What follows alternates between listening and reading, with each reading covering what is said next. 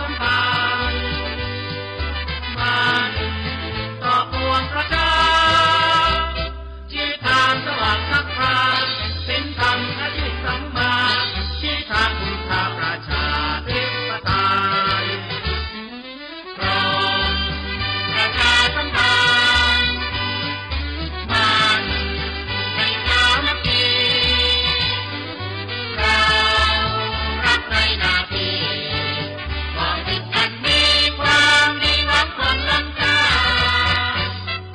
กรมประชาสัมพันธ์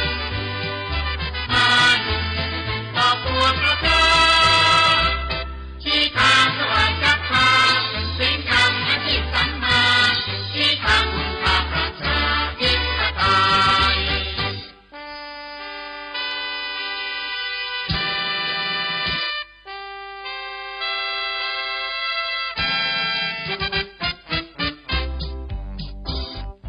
มันทั้งการและงานระหว่างรัฐบาลและบริการพบไทยแนะนำความหวังดีให้เพื่อชาติเพื่อนนของไทยตลอดไปยินดีรับฟังรวมทั้งใจและกายทั้งตนและกายส่วนตัวหญิงชายทุกหน้าสิ่งนานารักบริการเรื่อยมาเพื่อพบกันจะรักความก้าวหน้าสุขายิ่งใหญ่มันทั้งการและงานระหว่างรัฐบาลและบริการของไทยแนะนำความหวังดีให้เพื่อชาติเพื่อชนของไทยตั้งมั่นใจยินดีรับมารวมทั้งใจและกายทั้งตนและกายส่วนตัวหญิงชายทุกหน้าทุกสิ่งนานารับบริการเรื่อยมาเพื่อพ้องประชารัฐความก้าวหน้าสุขาพิญโยที่นี่สถานีวิทยุกระจายเสียงแห่งประเทศไทยจังหวัดเชียงใหม่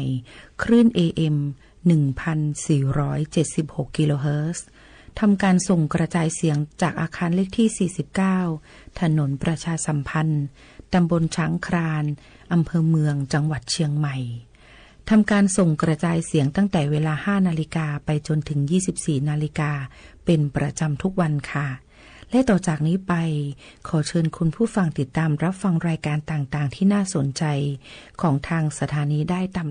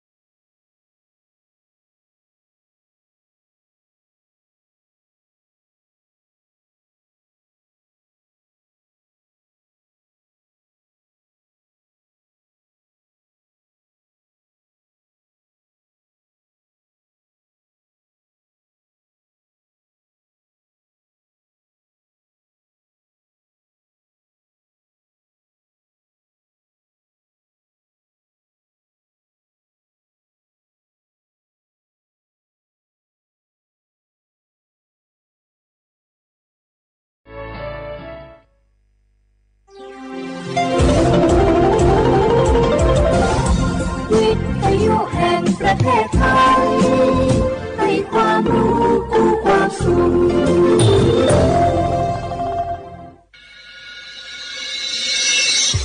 ถานีวิทยุกระจายเสียงแห่งประเทศไทยจังหวัดเชียงใหม่ AM 1476 กิโลเฮิรตซ์สถานีวิทยุภาคภาษาชาติพันธุ์แห่งเดียวในประเทศไทยที่มีความทันสมัยเชื่อถือได้สร้างอัตลักษณ์กลุ่มชาติพันธุ์สู่สากล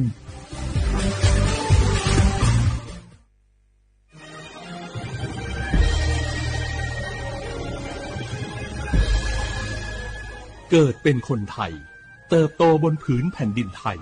จงภูมิใจในความเป็นไทยชาติไทยเรานั้นนับเป็นชาติที่มีความเป็นมาเก่าแก่ยาวนานเรามีภาษา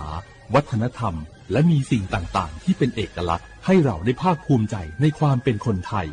เราควรเห็นคุณค่าและมีความรักชาติหวงแหนแผ่นดินอันเป็นมรดกของบรรพชน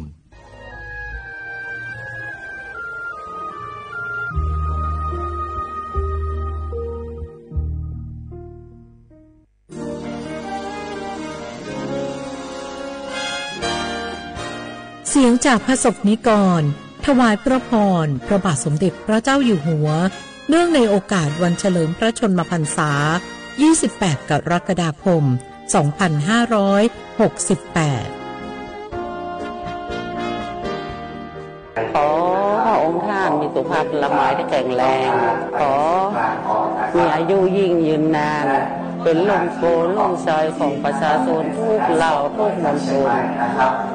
เจ้าขอให้พระองค์ท่านสุขภาพแข็งแรงพลังนามัยสมบูรณ์เป็นร่มโพล่มไทรให้ประชาชนทุกคน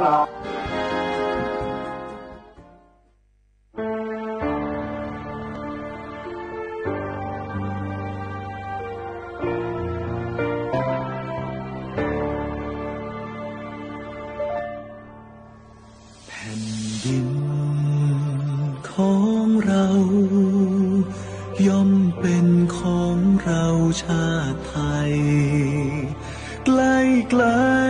ๆต้องเป็นของเราชาติไทยเลือดไทยไหลล้อมลงดินใครหมิ่นศักดิ์ศรีคนไทยต้องมีวันสักวันให้ไทยล้างใจอารี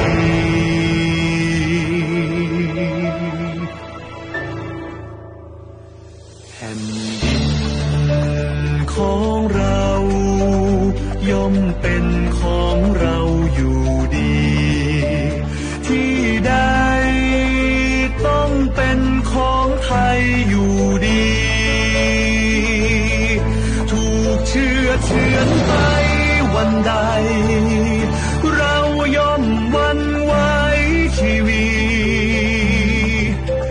ปัทภีแหลมทองช่วยกันคุ้มครองป้องกัน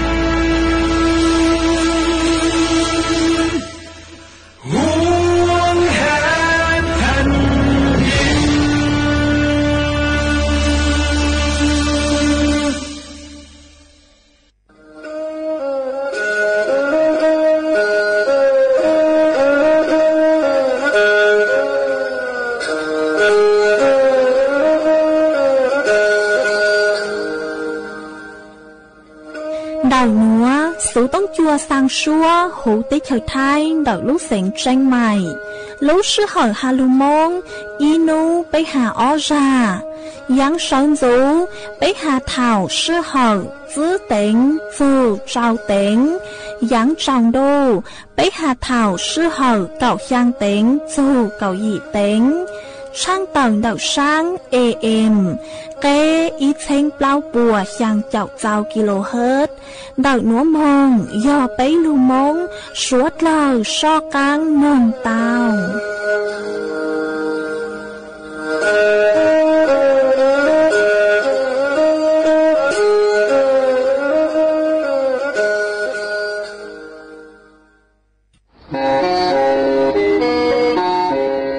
lên từ sáng ghenโฆษณา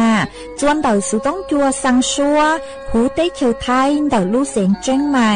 คือยกขอเชยมดเก๋เป้าจูเก๋ฉีฟางนอนรอเตาทรงเหงสัญญาณมึงเตาเกล้ท่องเปล่าหูlưuเสียงเจ้งใหม่ยอเล่งคือสังเกงนอหล่อนงตัวเตาจวนđầu sựต้องจัวสังชัวหูเต้เขียวไทยđầu lưuเสียงเจ้งใหม่จวนđầuตุงเบอร์sựต้องศูนย์ชื่อเป้อ้อช่างเจ้าศูนย์เจ้าหยี่หล่อสื่อศูนย์จั่วอ้อเปล่าเจ้าหยี่จื้อช่างจั่ว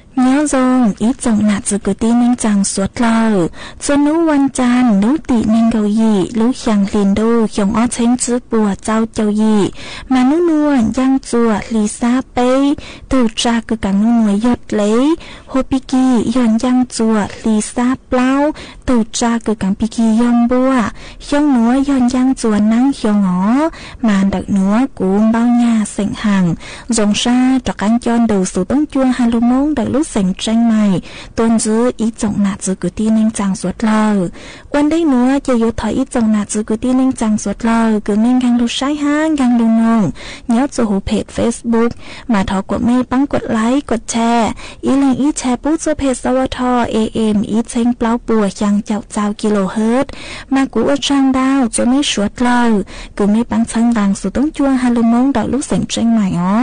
เอ็นู้นัวจีกูหวังฮัจจาชาฮตาไม่สวดเลยอย่าลุนรูกูเนาะโอพงยืดเถาปีมึงจัวเถาเศร้าmàกูยัวช่างเต่าจัวอีจงหนาจือกูตีนิ่งจังสวดเลยเต่าเป้าฮาตาน้องนัวจีกูจัวเกาลุชัวจัวสวดเลยเต่าหนอซื้อหอเอยอฮาตาไม่มัวสูเจ๋งเจ๋งลังจือนัวหล่อไม่ดาวสูต้องมึงชินชาไม่วิยอฮาตากูจื้อยอจวนดักสูต้องจัวเลยเจยัวจื้อมัวเล่งถือหลุดใจไม่เลยสูต้องจีกูช่างเต่าจัวอีจงหนาจือกูตีนิ่งจังสวดเลยเต่าเป้าเลยนัวเอจวนจื้อนัวเจสวดเลยมึงกงกี้หล่อใจอ้วยกี้hình nì chớ tao ta lô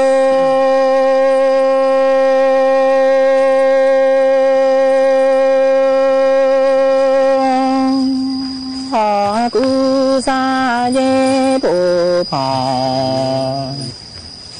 dư tu cú lu cỏ hồ cha ni do chi lệ tu ô hà se tu dù hay chú có tan có se tu cho trò ti nó tu che tu lòng la la tu chi tu tu lòng lòng hồ cha chi cha ra lô gò ni có tu ding ô hà lô thong li thành gò se ni có hà chê chi mẹ tu nó tu du có hà du cha hay bộ lu thọ tu chỉ tu thọ tu cho pi mò mong hồ trang cầu sen lu chỉ này sen loạn đò chỉ pha mà tu sa hồ cú ye ô hà cô tao lu chỉ đi đô tu ni vô hà cô tao lưu chi về sinh hoàng cầu kê hoa đồ chi lệ tu hoa vô sang tu thao mong đủ ti tuộc cho ta mong lô ni gò sinh hồ cha ni do chi lệ tu tạng gò sẽ tu cho trò ti hoa tu cho tu lợn lòng lại nó tu lưu lò tu chỉ cho nên cha chính lệ tu tạng gò sẽ chỉ trả ra vô hà rô thong ly cũng thành gò sẽ đi có hà có thể chính lệ tu vô hà chúng có tạng gò sẽ tu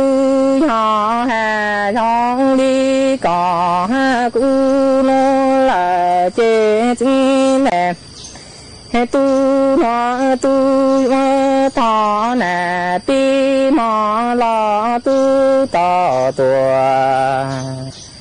tu tò chỉ thong gò sinh u sang hà chung có ta tu chỉ sang đom lòng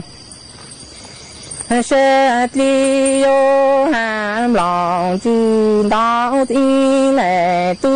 đạo du lệ có hà chế cú hình yo hà cô đạo lu chi lệ sinh hoàng cầu nhân đi tu cô nhị sa mau tu tao tu cú mau sang lu nè tu cho nữ đò sinh họ hình ni chế tao ta lô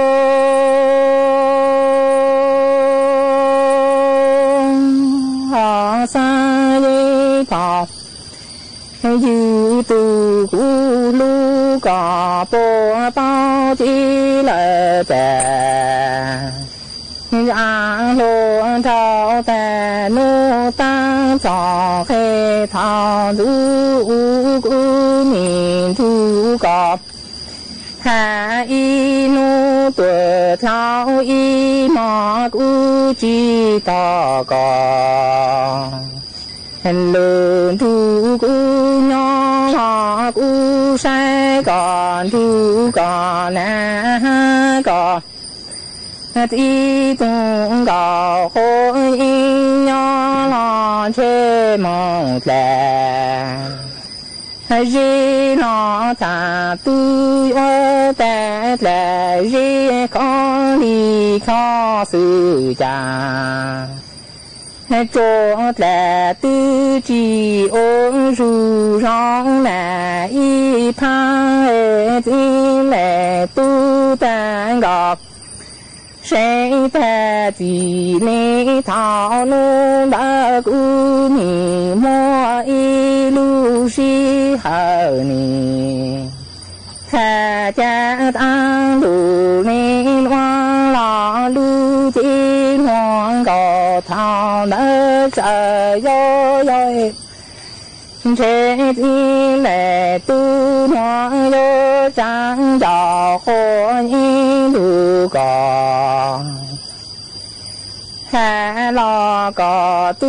chi tao dễ mò ô cú nhang ê thả ly chế tu nè thân nô nền hoang gò sẽ đi gò con lòng sẽ đơn đi thả tòng tương tuộc lu sẽ phá ni trên đô la tu khi yo hà tu sẽ cứ đi qua tệ cha cứ chỉ to cọp mong ôm cụ nhang lên gò sen đi từ trò có thả lên vô hà tu sen từ đi thang tu nô ta chọn du ya tu ta hu khang mong gò sen hồ cha ni yo ti lệ tu ta cu sa ye phò yu ta ti ni tao na ti lệ tu na tu chi tao cha lệ giàu đồ có hà lò tu rong đi có ôn có na ha có tí tu gò cô nhìn nhỏ trên trên tu vô mong lệ gì là gì chỉ ôn ru mong lệ chẳng lo chẳng nhỏ từ từ chỉ đang thành cầu sinh thể y mua lu si hạ yo trái tu đủ nu ta lên hoa lòng gò sinh có tư chỉ bao thảo nơi có chỉ tao yên giàu cứ yên đủ đủ ô cứ nhà cứ thả lên môi có cho chế gì lên hoa chế chế cũng thành có sinh đi có con nín đau lòng sẽ đi ăn ôm lòng chữ lang tàn trên tràn hoa cứ mong đọc sinh đi có con lưu chỉ trả ra luôn cầu trong lý toán tổ chỉ sa ba cô chính lệ tu tạng có sinh hồ chi lý do chính lệ tu họ sư họ tu họ cũng thành cầu sinh lưu chi hoàng đầu nhỏ từ chỉ tao ra mà ôn đồ nhang lên họ mình chế tao ta luôn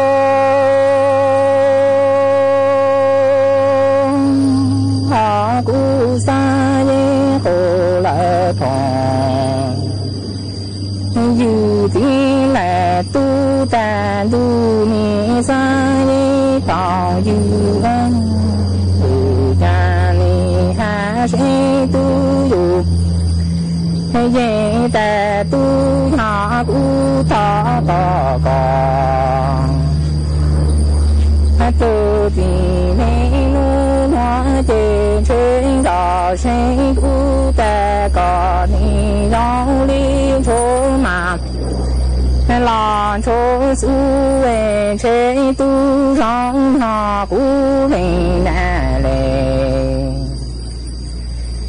chỉ yo mo la tu sa cho tu ha ye li trợ tua nhỏ rong là chỗ là chế tiếng mẹ tu tên đò sinh ra nó cũng đủ có ha chế cha có tu chỉ sang đàm lòng sinh y hàm lòng chủ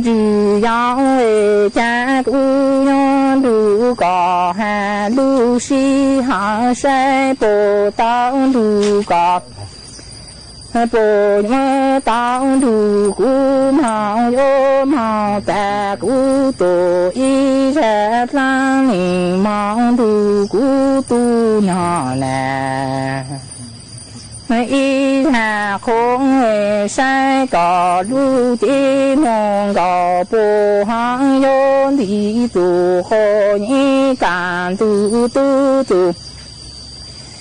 trong có ni yo sân họ khi có lưu nè không cho mong cho cu kha tu hello cứ cũng vô ni cũng xa dễ khổ phòng thì ơn hồ cha ni cho tiếng lệ tu tàn tu hòa cũng xa dễ phòng hay gì chỉ sẽ ra tu vô hà vô thong đi cứ có ha cu nó là chỉ cũng xa dễ phòng chỉ có tu chỉ bao tiếng lệ tu ta có ni rong đi tu làm gia lý trả tu rong vô là nhỏ cũ lợ lên na lệ chỉ na in thổ su gia chỉ đỏ sẽ chỉ lệ tu tạng đỏ sẽ có chỉ sang đỏ mong sẽ giáo vô hàm lòng nhỏ sẽ mi ra nó cũng nhìn vô bà sẽ chế nhon du có ha cũng y ha tình cũng du chạy hà lu nhỏ của tao lu chỉ về sinh hưởng cầu trên trên yon đi khó những lu chỉ về sinh khó gì mong đồ cũ sống đồ trong cũng cha cả đồ trong sẽ có bộ sa lu chỉ về sinh hưởng cầu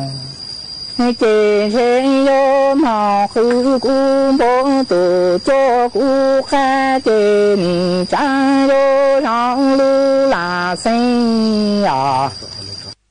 ส่วนซื้อนัวเจกุยมวยอีจังสูสื่อคือหาโจฟัวจวดไล่นางจะหลุดถังโจสดหลักเตาเป้ามาจะหนุจื้อคือใช้หัวฟัวจวดไล่นางเตาตักต้วนทัวตักหาตาเนื้อโจนุตินิงเกาเจ้าจึงนิงเกาหยีลุยยางลินดูหยงอ้อเชงจื้อปวดเจ้าเจ้าหยีนัวเจ๋งม้วนนางฮะเนื้อจัวพังไปตอนเด็กได้เฉิดท้ายมาเฝ่งดาวนางยัวลูมินจื้อมองจูจัวลูลุกโลเหงเกงชาในยัวจอกกังลูจวนเดาจอกขอเชอคือตั้งต่อหมดเลยยังยอดจัวพังไปต่อหูได้เฉยท้ายฮะพังนุตัวย่อยอดจวนเดาลูกเสียงเจ้งไฮน่านแพร่พะเยาอุตรดิตถ์หัวยอดจวนนุตินิงเกาจั่วจวนนุติจั่วลูกยางลินดูหยงอ้อเชงจื้อปัวเจ้าเจ้าหยีนัวยัวมัวนางลูเจ้าจอฮานางยัวลูท้องเพลาหูได้เฉยท้ายมันโดนัวหาเจ๋งชื่อเตามัวจ๋อเขาลีจัวคืออยู่วังกันลูกจัวหูได้เฉิดท้ายหนอเย่กูจะลูถังคาจัวอีจงหนาจือกูที่เล่งจังสวดเหล่าเตาเป้าเลยหนัวไอจวนจือหนัวเย่จอกังงกงกีหล่อเสงวยกี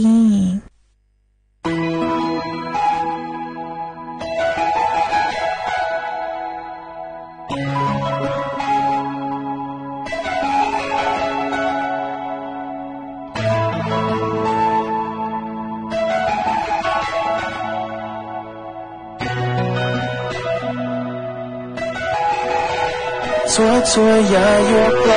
中里努越崩khó ý nu越nó băng错呀mu chao lo thao ya cho nun đờiกูอยากจูลุนสิอยากเดียจีเดลีกูรู้เสียสาวิจิ包的呀当的小金我容你家我家咕噜学几家chỉ có số ở nhà thâu sao tôi cái rùi ta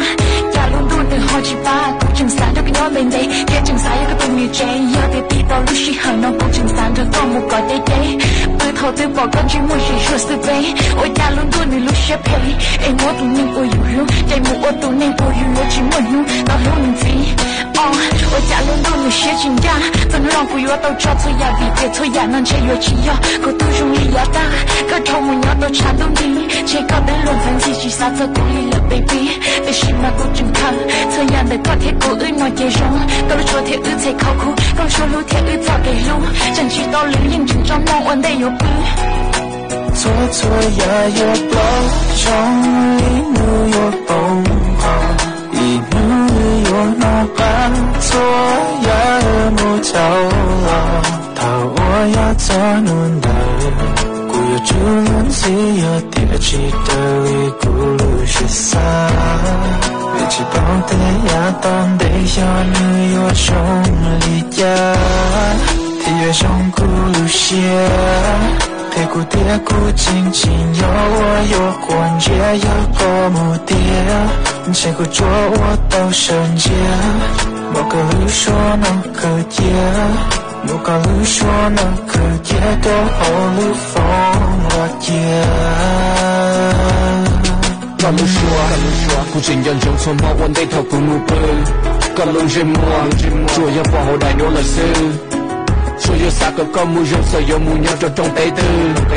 yêu mùi tông tàu lý xét xa thọ có lúc lưu trả lên gì tiền sĩ cụ bóng tiền xôi ya nhưng chỉ cả một ta ít xì tư mùi khứ nhẹ yêu lột giàu cho lọt trong ưu lưu nền lên ngôn trong tàu rộng ôn lụ ôi chán hút nó họ nhỏ in lên nó tàu quay ý xe vì hai tiền cụ chỉ yêu tụi yên thọ có luôn lưu có thiết thọ mùi sẽ yêu cấp tụi khen mùi tây khủng một cho tỏ cá chia đây trong mùi cấp lọt ta lưu sĩ hờ nơi nó yêu hai tiền ưu chỉ xong do dây rồi rong xa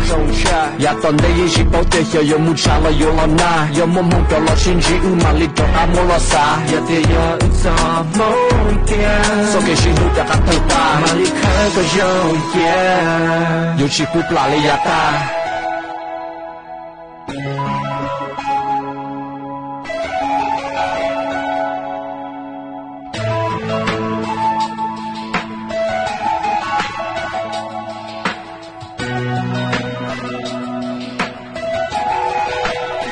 错呀有不中里木有东方一路有那把错呀木头他我要走能来古有主轮子有点记得里古路是啥一起跑的呀当得小女有兄弟家贴上古路线陪姑爹姑亲亲有我有关节有个目的谁会捉我到圣洁某个律说能可解某个律说能可解都欧陆风了解陪姑爹姑亲亲有关节有别有个目的姑亲亲有关节有别这苦甜，过去有我有伤心，有点一路看到路都去，过去有用这颗伤心。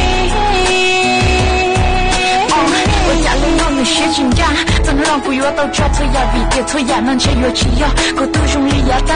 个头木鸟都缠到底，切个的轮番自己撒错鼓励了 baby， 的心嘛不健康，错呀的高铁过于诺结容，都是错铁日才靠苦，都说路铁日早给路，想起到旅行就装梦我得有病。错错呀有不中里路有崩溃。一路有那把错呀木头了，他我要做nun đời，古有主轮子有địa chỉ đời古路是啥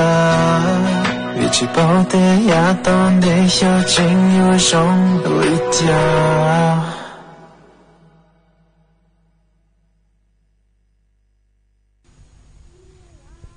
你爱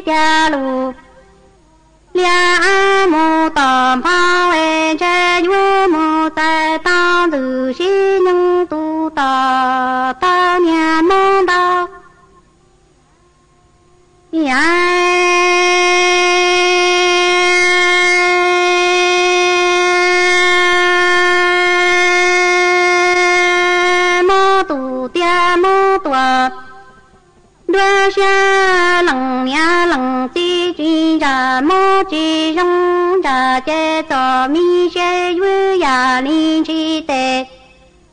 mong trong mô tu tia mô tuần đua ba lòng nha lòng chỉ ra mô li chỉ cả ra lo cho mi chế ya linh chỉ tệ nhà đông trả mô cha lòng nhà yu tia tu tê mô gạo cho tia tu cho nhà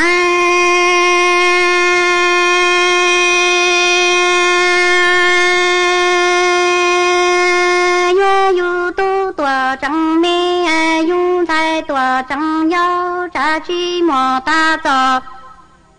mi mong cứu lòng nhà chi đà đua yu tua tia đào đi cho mi tu trò tu cho chi mô tu sao cha lòng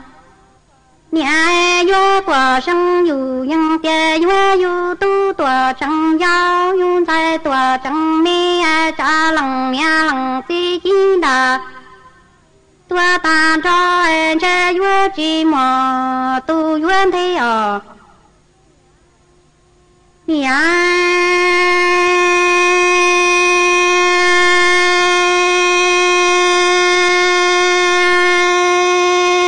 lòng nhà lòng ti tia tu tròn cho tua trăng giao mi em lòng cha li chi li là em chi mu chi tao phía mi nhà chia mu phi loa thả lòng nhà lòng ti qua mô tu tia mô chi cả mô cha mi ngọc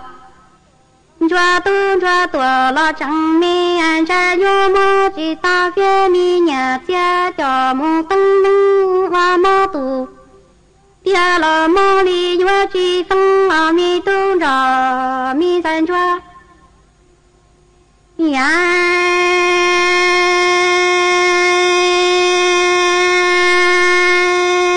chi lòng ya chi đà đuôi yo tua tia lòng chi chi đà chú yu tua mô ma chỉ mi nằng no en chi yu yu mi tu trò mi san chua lo man trò quan chua nhô en mi tu trò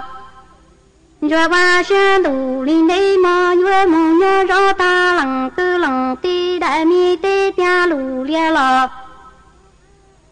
tê qua a en mi tu trò chua thiệt li tao na lằng nha tia mi tu trò san chua lằng nha qua mô tu tia yu tua tia lằng ti qua mô tu ta li yu tua mô en cha yu chi tu trò tu chua nhô qua xe đủ linh đi mô rõ lằng tư lằng ti đại mi tê tia lù lia tê qua bỏ mi tu trò san chua tia tao na luôn nọ mô ya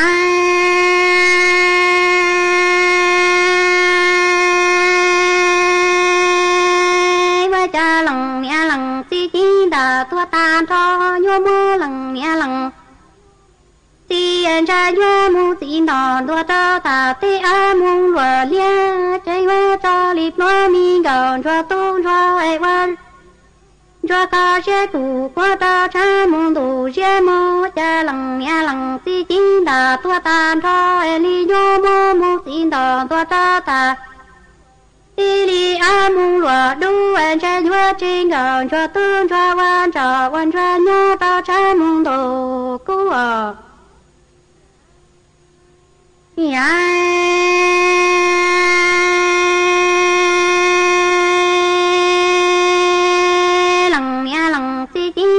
tua ta cho sĩ mi nằng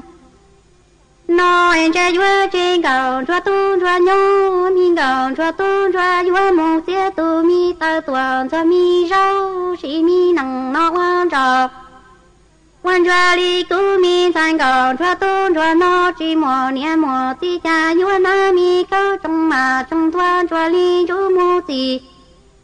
lo cha cứu lòng nhà lòng ti chi đà tua ta cho cha cứu mi san gạo cho quan cho nhô cha yu mu mi rau tua cho mi ta cha yu cha cứu quan cho nhô tu sen tu cho yu na tu mi trong mà trong tua nhô cứ ti tu có nhô mu gì cho 呀。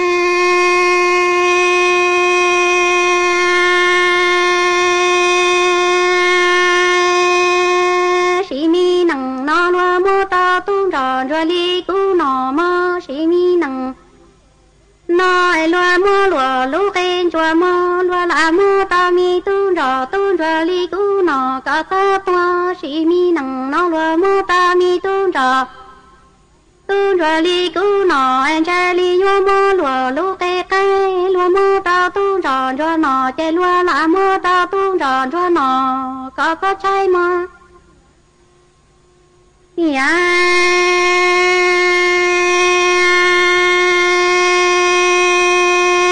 tu sơ một qua lúa nó em in đòn cho sáng dù yang kia tu cho sĩ mi nằng nó em chơi loa nhua nọ ta loa muốn chơi cho tề cầu lông sĩ mi nằng nó gòn cho hai ta tu cho tia sĩ nằng ư chi mùa nia mùa chỉ tao nọ lọ qua xưa tuổi chỉ san trong lần nia lần chỉ đào tua tan cho ai loa yo nọ chơi loa nọ tan ra loa muốn chơi li cho tề nia cá tai chỉ nằng nó ư chỉ mùa nia mùa chỉ tao nọ chỉ sao hai mùa nia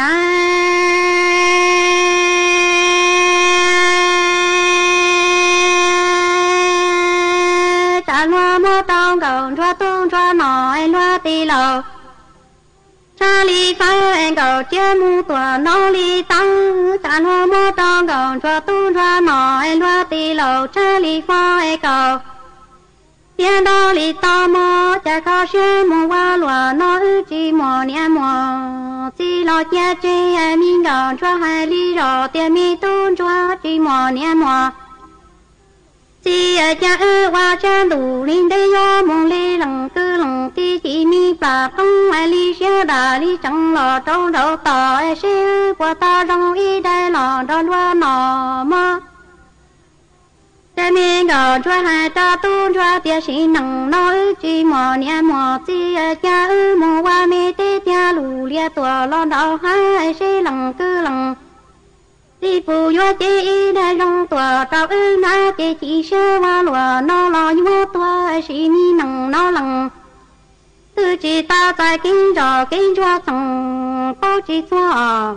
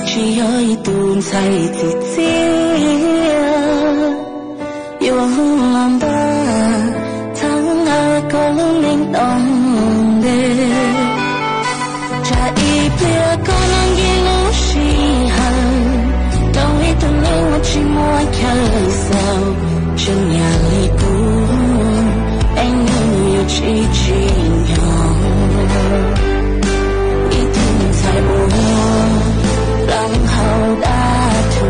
cô tên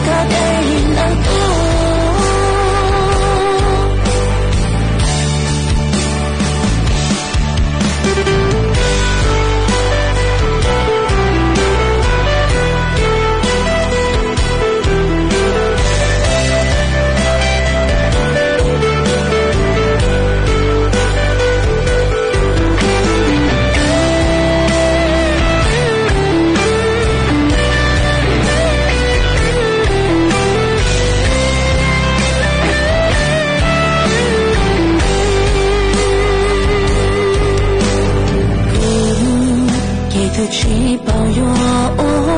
cha vì thứ chỉ bao tiếng anh nhua sau ly cao chỉ thằng đi con lối xì hơn đâu cho mình sinh ở trong ly vì cũng chỉ có ý tưởng thay thì chia thế chỉ bị con ý tưởng thành chúa我只我们我里路眼睛疲劳如果有空一有只có nhớ có thể lo nhớ thấy chỉ tao ý tôi nhớ đi qua rồi hơi tu tin hình ôn nhớ mong đâu trái cho là chỉ nhớ lần tuôn dấu có là chính ta có lúc nên ngỏ để rồi thằng nó có yêu chưa tao mong cả đời đang tu chỉ có nghe có thể là yêu thấy chỉ tao ý tôi nhớ lấy cô rồi hơi tu tin hình ôn nhớ mong đâu trái cho là chỉ nhớ lần tuôn dấu có là chính ta có lúc nên ngỏ để rồi thằng nó có yêu chưa tao mong cả đời đang tu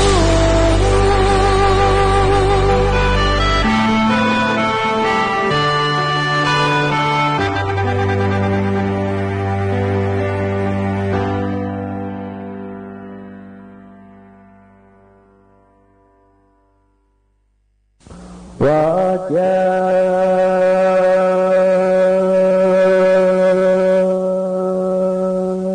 cổ sinh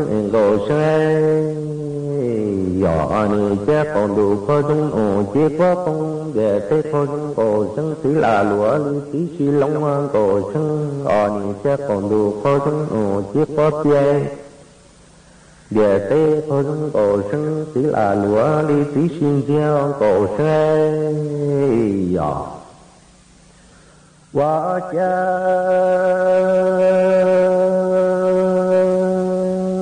cổ sinh tín ổ xì lông có bà mò đủ ra cổ tôn đó xe bà mò đã chi sống cứ có tiền bông trong em cổ sinh ở muôn đỏ nâng muôn thế giới xa chỉ nâng ngân đỏ nâng đi tới cổ tô tỏ xoay tí nâng tiền cổ sinh còn đó cổ tu tỏ khăn cổ tu nâng lia dỗ nó cú tí nâng mù khó gió chiên khoa cổ sinh giò và cha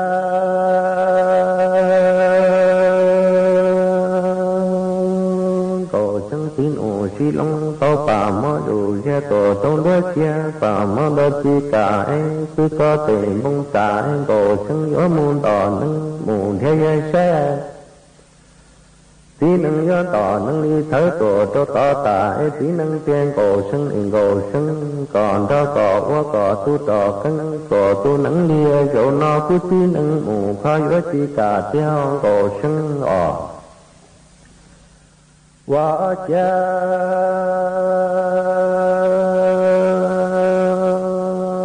cổ sinh sát tại vì lo tu tu cổ sinh xe cổ sinh gió đỏ nó đi quá lo cho tệ gia ca ni chi bỏ ta cha ya nu đá cả chi gió lo bỏ tô tu mi nông ư chuẩn cho tư ni gia cả cho chơi ni có cho luôn gì tí xe cổ sinh đỏ nó đi quá lo cho chế cổ sinh tín ủ xì lông tỏ che tỏ ba tệ ly giả bàn chi là tệ mông hiến cổ xe nhỏ ni chân cổ sinh xá cả gì lo tu tu cổ sinh xe cổ sinh ớn đỏ nó đi quá lo cho tệ gia cha ni chi bỏ ta trái nụ đá cả chi ai ó lo bỏ tô tu mi nông ư chuẩn vô tư ni gia cả phá chơi liền cô cho luôn chi tàu dẫu nó cổ sinh đỏ nó đi quá lo cho chế cổ sinh tín ổ xì lông tờ xe tờ ba thể ly giả bàn chi là tệ nhôm bông dầu theo cổ sinh đỏ và cha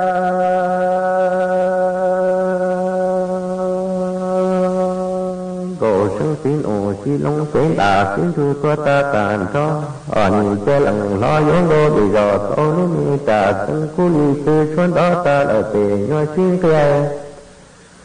lo ký để kê roi trên kê can tỏ lời tề nhoi xin nghe nhìn cầu xe nhỏ nhìn chơi lần do giống đô bị dò tô nước mi trà tân cú ly sư xuân đó ta ở tề nhoi xin sơ lo ký để kê roi trên kê can tỏ lời tề nhoi xin đỡ theo cầu sân và cha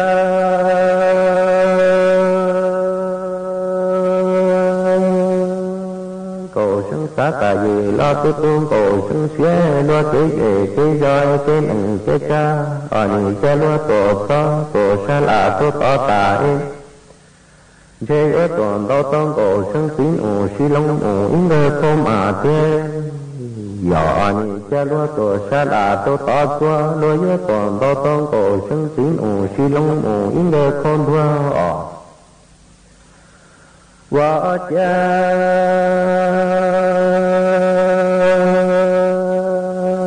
cầu sân xá cả gì lo tu tu chế trên cầu sân ý mu quả sân nghe trên đủ như cú tí như cú tía nhỏ nhìn thấy ra cũng cầu sân nó lý chia mù đó chỉ lý là cú chỉ mua tấn tê nhà xe ta là lù ra la tấn thả rồi nó cú tin ủ xi long về lý tư tư ninh về mua đà chủ chẳng tôn từ xế cả nhân tổ tư nâng cả theo cú tí và cha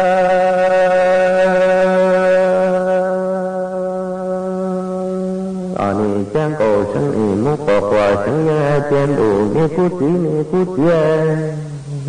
nhỏ nhìn chơi ra cũng cầu sân nó lý xe mù đa chi y sân này cú chi mua tấn nhà xe ta ở lù ra lo tấn nâng chỗ nó cú tí ủ xí long về lý tư tư ninh về mua đà trừ chẳng tôn từ xế cả nhân tổ tu nâng sân nó cú tí nhỏ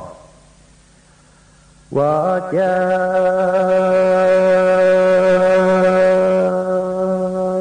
cầu sân xá cả gì lo tu tu cầu sân xuyên cầu sân nhớ mu mơ tu tiếng ủ đu lo tuân thi mơ tu cải lo phép qua mơ tu tới lo tròn tuên đôi chùa phương đó lại chùa xóa mò ý xuân thân thân ủ to tí tỏ em cầu sân ý mu quả sân nhớ hai tiền đủ như cú tí như cú tía ở trên nhà mua tờ lấy xây chung lo cho nói tỏ ta cú tí ủ xí long ủ lú mông mu oanh oanh ủ chung nói cho ya tí nhà la phê chung lo cho nói tỏ tao cú tí ủ xí long ủ lú mông tỏ theo cú tí và cha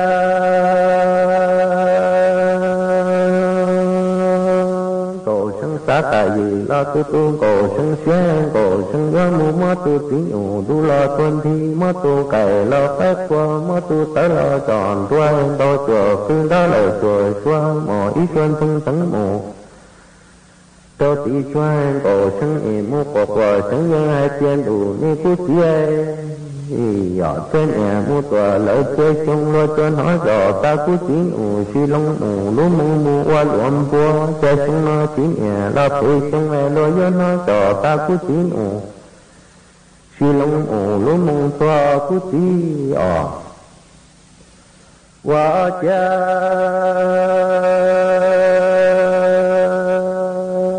cầu sân xá cả gì lo tu tu cầu sân xuyên cầu sân nhớ mu quả sân nhớ hai chia có tiếng ủ tử xe tiếng ủ tử nhớ mu là dù dư nhớ chi mu chủ gia cầu sân ủ mu quả sân nhớ hai tiền đủ như cú tí nhỏ ni nhớ có phố chia có tòm hung ủ đa chim ủ có xem ủ nhớ chim đế có chữ ta mơ ta phấn nhà xe ta lờ lù lia cho mưa xe to cũng cầu sân na mù lo quanh cho cho cú tí ni trang cầu sân xá cả gì lo tu tu xe cầu sân ý mua quả sân nhân hai tia có khó tiếng ủ tử xe tiếng ủ tử nhớ mu lời dù dư nhớ chi mu chủ đeo ni chẳng cổ chẳng nhớ mô quả chẳng nhớ tiền đủ ni cú tí ni ya cả bao tia cả trò mong nhá chim e tờ xem nhá chim đấy cái cả chỉ ta mua ta vẫn nhẹ che ta lờ lù lia mua xe tao cũng cổ chẳng nó lo quan cho che cú tia wa cha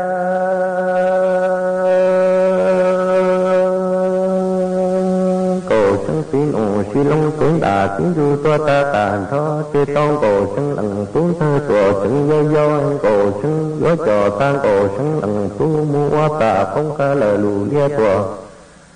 tôn đã ha cổ chẳng ỉ mô cổ chẳng nghe tiền đủ như cú chia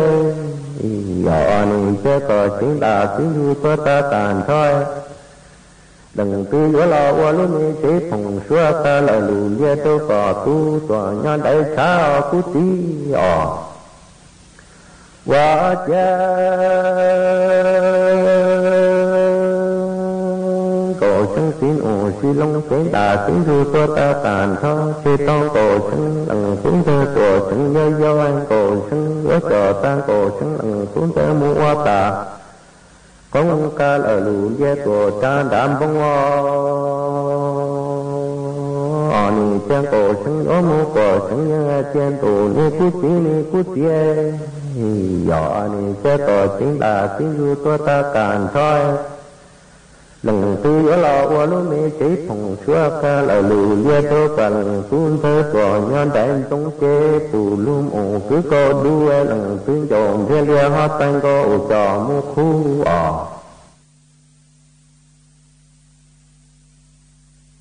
ý trọng nạt giữ cứ tin nên chẳng suốt lờ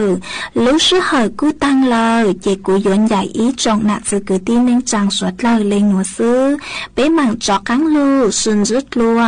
chuẩn đợi đủ sự tông chua hà lưu mông đợi lúc sành tranh mài tàu chuột chuột nu ý nu bế hạ ó ra giáng sơn dũ do thảo giữ tính dù trao tính giáng trong đu do thảo cậu giang tính dù cậu dị tính nếu mua chỉ cú yến dạy mấy mong lên ngõ lợi sư, ý thọ chỗ của mấy chuột chúa lên chuột tù, chuẩn giữ chỗ kỹ nó cắn nhỏ rồng suốt lờ. Hãy subscribe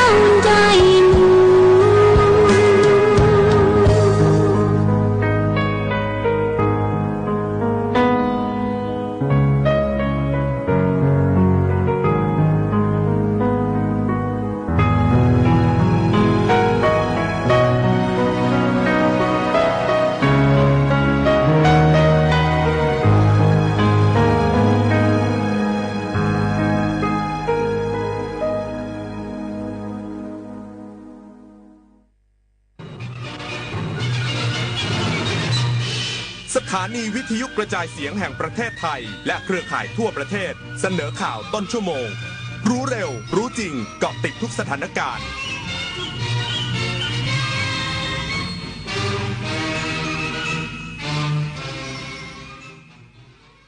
รับฟังข่าวต้นชั่วโมง 6 นาฬิกากับคณิษฐายิ้มดีค่ะรักษาราชการแทนนายกรัฐมนตรีจะนำทีมไทยแลนด์ร่วมเจรจาแนวทางสันติภาพในภูมิภาคกับนายกรัฐมนตรีกัมพูชาที่ประเทศมาเลเซียในวันนี้อีกสักครู่กลับมาติดตามรายละเอียดค่ะน้อมบังคมบรมราชจักรินทร์ทศมบดินทร์ปิ่นสยามเฉลิมพระชนมพรรษาสง่างามเทิดพระนามแนบอุระทรงพระเจริญด้วยเกล้าด้วยกระหม่อมขอเดชะข้าพระพุทธเจ้าคณะผู้บริหารข้าราชการและเจ้าหน้าที่สถานีวิทยุกระจายเสียงแห่งประเทศไทยกรมประชาสัมพันธ์ถนนดนตรีไลฟ์เดือนสิงหาคมพบวงร็อกในตำนาน40 ปีวิโอลานโปรเจกต์แทนความห่วงใยปรารถนาอย่าหยุดยั้งพลังร็อกร่วมดำเนินรายการโดยมาโนชพุทธานวันศุกร์ที่8 สิงหาคม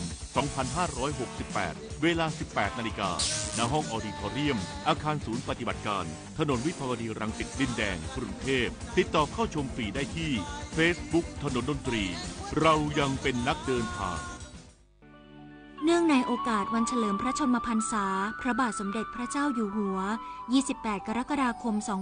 2568 ขอเชิญประสบกนิกรชาวไทยร่วมพิธีจุดเทียนถวายพระพรชัยมงคลส่วนกลางณบริเวณท้องสนามหลวงส่วนภูมิภาคณศาลากลางจังหวัดเพื่อเฉลิมพระเกียรติและแสดงออกถึงความจงรักภักดีโดยพร้อมเพรียงกันทั่วประเทศในวันจันทร์ที่ 28 กรกฎาคม 2568 เวลา 19:20 นาทีเป็นต้นไปคนไทยรักสุขภาพฟังทางนี้ขอเชิญร่วมออกกำลังกายสร้างสังคมสุขภาพดีกับโครงการแสงนำใจไทยทั้งชาติเดินวิ่งปั่นป้องกันอัมพาตครั้งที่ 11 เฉลิมพระเกียรติด้วยแนวคิดใหม่ออกกำลังกายเป็นนิสัยห่างไกลสโตรก No Stop No Stroke สมัครได้แล้ววันนี้ที่ wrb11.thai.run ถึง 31 สิงหาคม 2568 มาร่วมกันทำให้การออกกำลังกายเป็นส่วนหนึ่งในชีวิตประจำวันแล้วมาเดินวิ่งปั่นพร้อมกันทั่วประเทศ 2 พฤศจิกายนนี้รักษาราชการแทนนายกรัฐมนตรีจะนำทีมไทยแลนด์ร่วมเจรจาแนวทางสันติภาพในภูมิภาคกับนายกรัฐมนตรีกัมพูชาที่ประเทศมาเลเซียตามคำเชิญของประธานอาเซียนในวันนี้นายจิรายุห่วงทรัพย์โฆษกประจำสำนักนายกรัฐมนตรีและคณะกรรมการศูนย์เฉพาะกิจบริหารสถานการณ์บริเวณชายแดนไทยกัมพูชาหรือสบทก.เปิดเผยว่าวันนี้คณะของทีมไทยแลนด์นำโดยนายภูมิธรรมเวชยชัยรักษาราชการแทนนายกรัฐมนตรี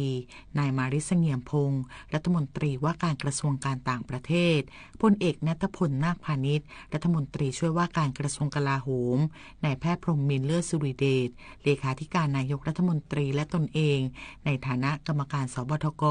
จะออกเดินทางจากกองทัพอากาศเวลา 10:30 นาทีเพื่อเข้าร่วมหารือแนวทางสันติในภูมิภาคกับผู้แทนของกัมพูชา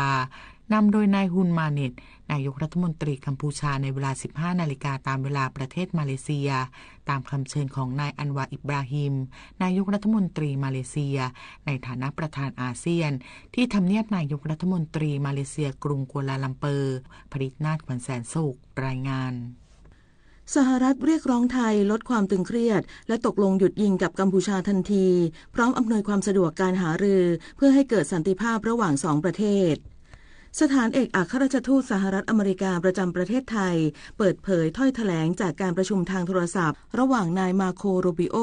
รัฐมนตรีว่าการกระทรวงการต่างประเทศสหรัฐอเมริกา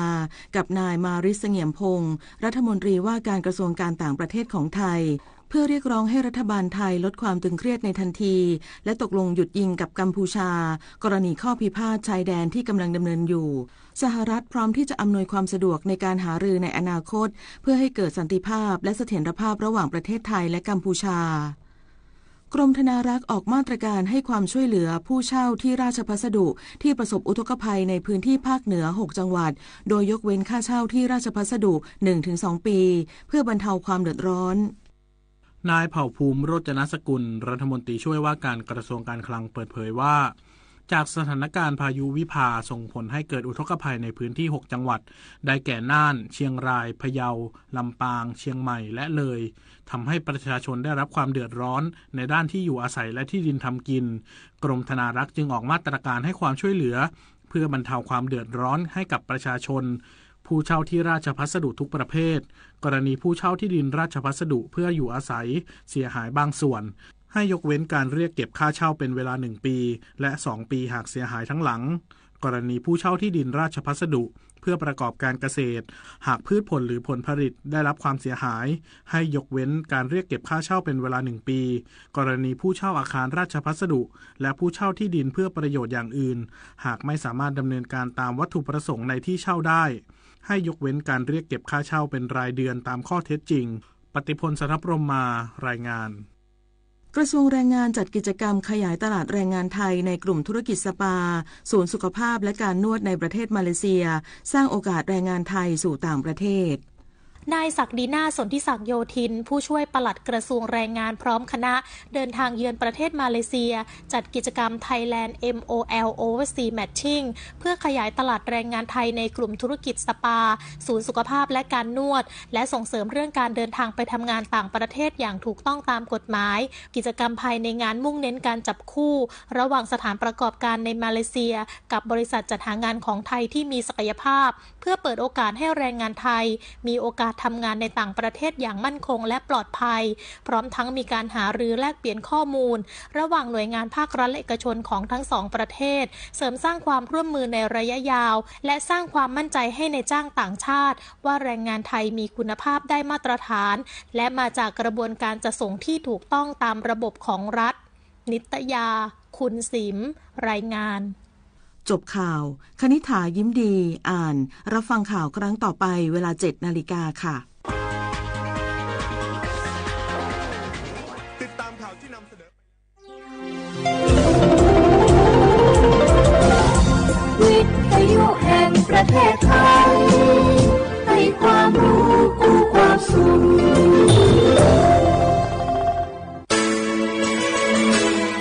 สถานีวิทยุกระจายเสียงแห่งประเทศไทยจังหวัดเชียงใหม่ AM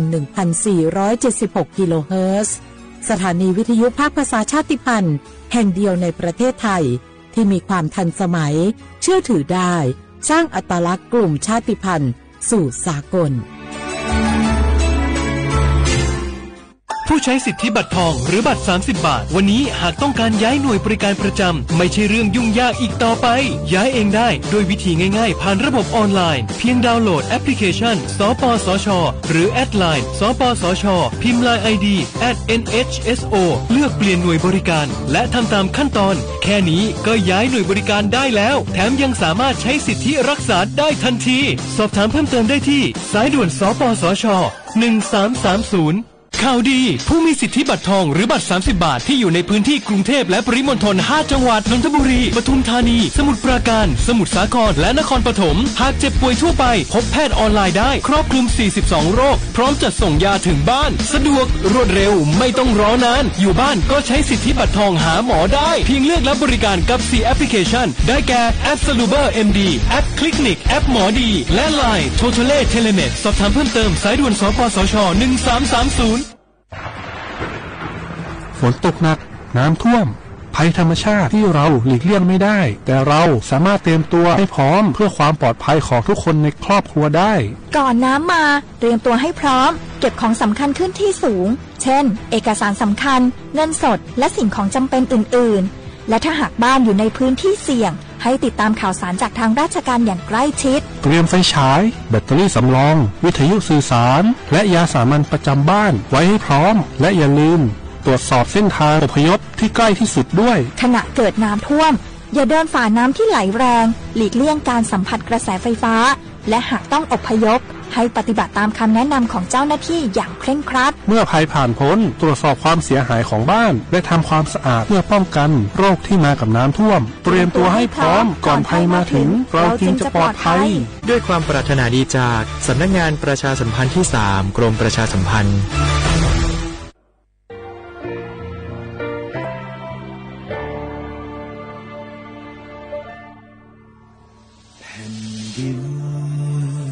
ของ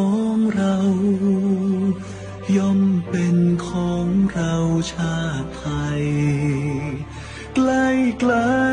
ๆต้องเป็นของเราชาติไทยเลือดไทยไหลล้อมลงดินใครหมิ่นศักดิ์ศรีคนไทยต้องมีวันสักวันให้ไทยล้างใจอับปรี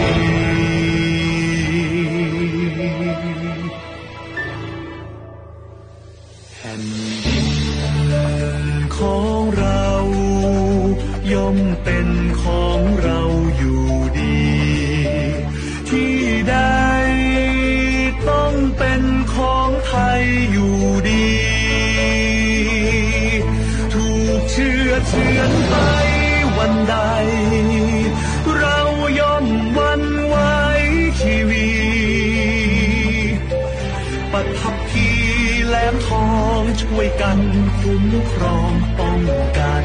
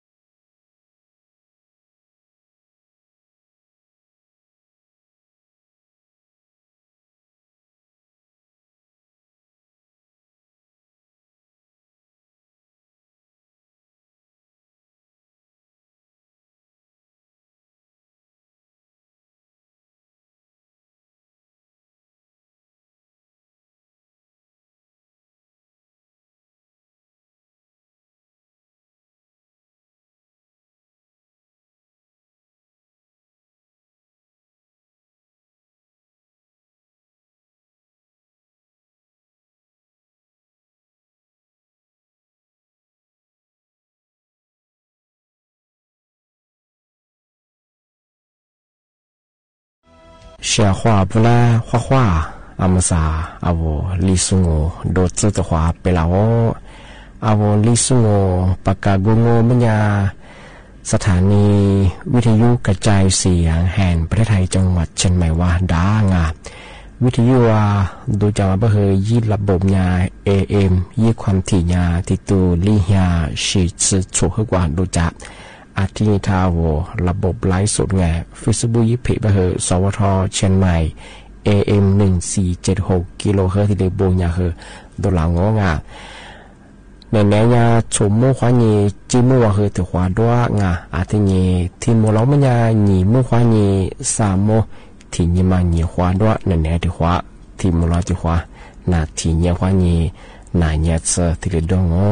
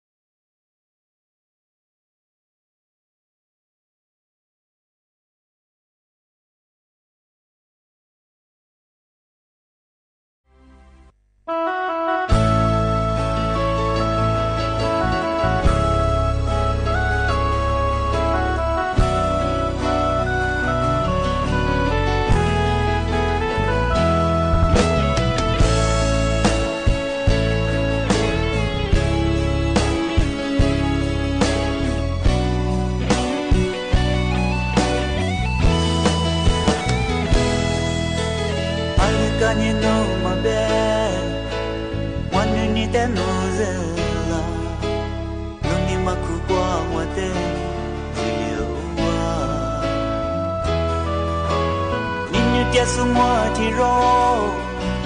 Rama mi do mami Ale besu te fuke balase Inalo besu ni sho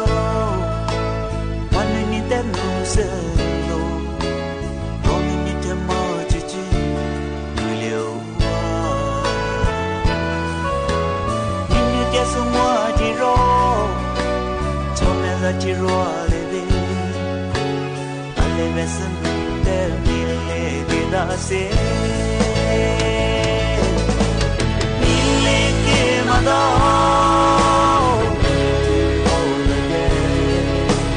mille que manda tiro aleve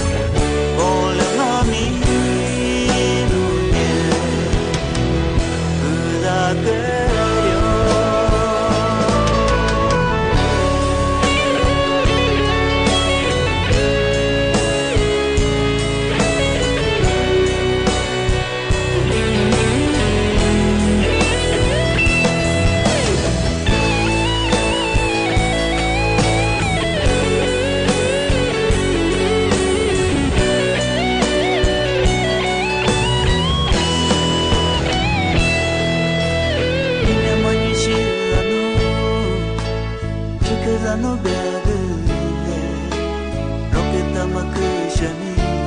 你有我错过了天若阿米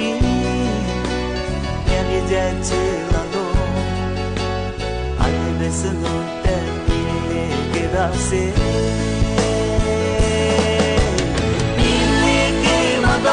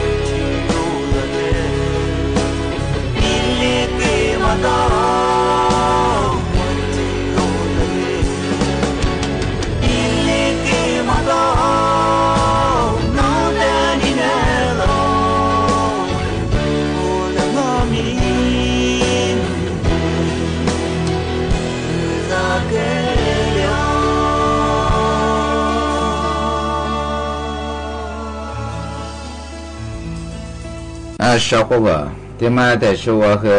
我那俩不咋多这个下咱们但是我得比个。电话每年小伙伴不花账，花的账很苦瓜的，对嘛？洗个澡，别特别每年一年户口，特别每年吃饭的户口，电话关账的，别提账的花的账，账发了，别别年说你别说你，做不别年我下账做嘛，我每年。家长、女长、姑长，提来装小伙伴，我和拿来不提的做，别么样女长，女长别么样，花一年我一次把那个嘛，我要木上站嘛一次把这一年交货嘛，我一啥事不少，嘛我女长，我每年的女长离1米多，我家长和咱有，女长我他妈那女长和我和咱有，让我们呀。没在的话，咱也怎么样一让你咱们要如何找不了？他们年离下早咱们多，别问我哪比别问人小伙伴。的话，我花40股嘛装一次把这那天装嘛我们讲，面嘛别比话我和拿来比别们讲300 gram，我和多年另外咱们另外吃嘛差不多，是你我呀福建嘛是个没喝，是呀是有烤，是你的呀花吃一路都没，就不个的。别人们家里提来打6个嘛，俺小伙伴，为提注意装慢慢样我离绿长，我花40个嘛带来人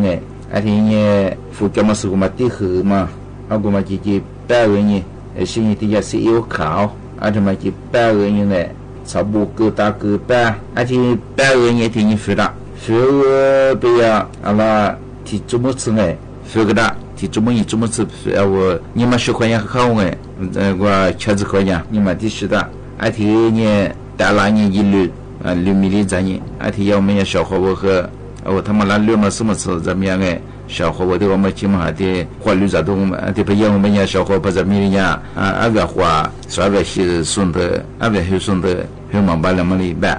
小伙伴他们花子带来下咱们这个小伙伴的我们家。我下咱们我们呀，10花杂和我去调花咱怎么样嘛？棉花杂别怎么样？我下咱古玩，我是下咱和做还下咱我们呀，你咋发了慢慢做？其实下咱个别你只下咱人，家咱个别呀，对我绿人呢，绿人的我是古人呢，对，我是些古人和古人别管我和咱们没下古当我们呀，我麻烦了，小朋友然后米的我们呀，你们和在家在你什么装？刚才我把小伙伴在下咱们在过的上对嘛？但是我和弟子俺小伙伴，对嘛？我们讲，俺们是讲那为在说行一送他们是为在乎啦。我便宜去给40的嘛，俺小伙伴出资做的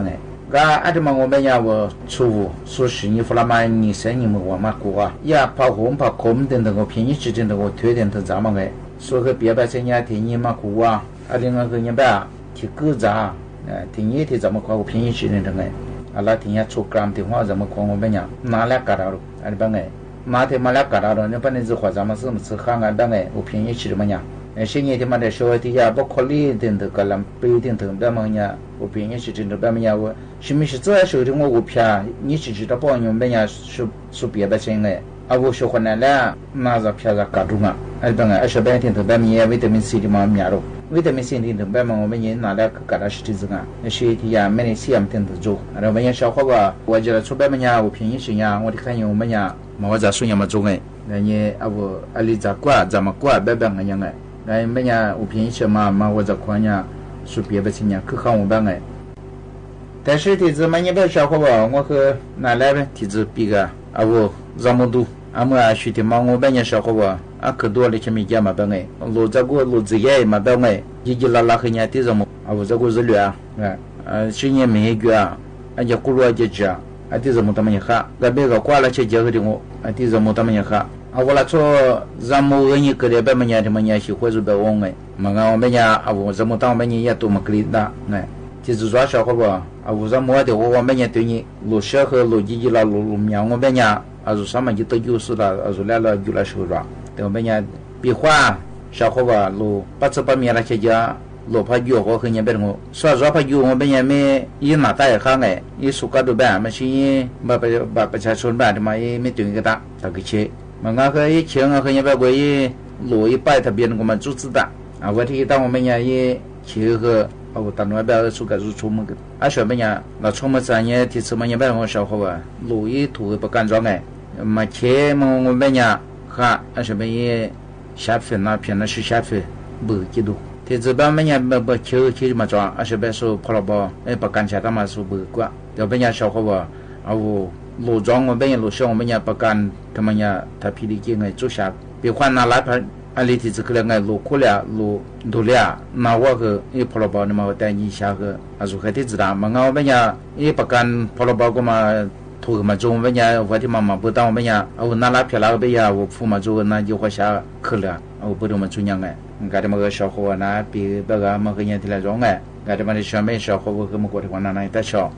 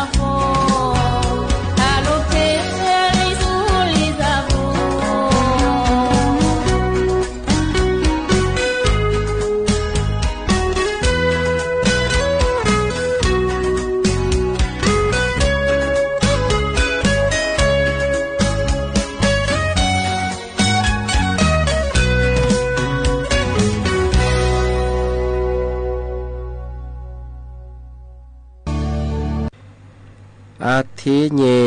น่าละเถมาปีมางะเถมาปากาญิชมังโงปัญญาอัมพสาสำนักงานตำรวจแห่งชาติประกาศแจ้งเตือนจามโมไปถึงอัมพสายาตโนแบบปุจจามังก็มันยังคือหลัดโชมาคาติภูมาเอาเท่งของเขาแบบนี้คือกลุ่มมิชาชีพตัวงอแก๊งคอสินเตอร์ภูมังย่ามุสากว่าคือยิจามังโงปัญญาอามุสาเอารัฐบาลฟูบาดิจิทัลมังทิ้งบะแจกไปยิงเอาละเอาโทรศัพท์แนวข้อความสูฟลาถึงการสอบว่าคือโทรฟลางอมีอายุปัญญาย่าโทรศัพท์แนวข้อความ SM มังสูฟลาย่าสูฟลามังโงปัญญาคือกว่ายินลีคือตาสูฟลาสิงอามุสัญญารัฐบาลขวานเยค่าเลืออยู่ปัญญาคือนูญาผู้โชคดีนูญามีสิทธิ์รับเงินงอดิจิทัลทีมุบาจากรัฐบาลไม่ยังไง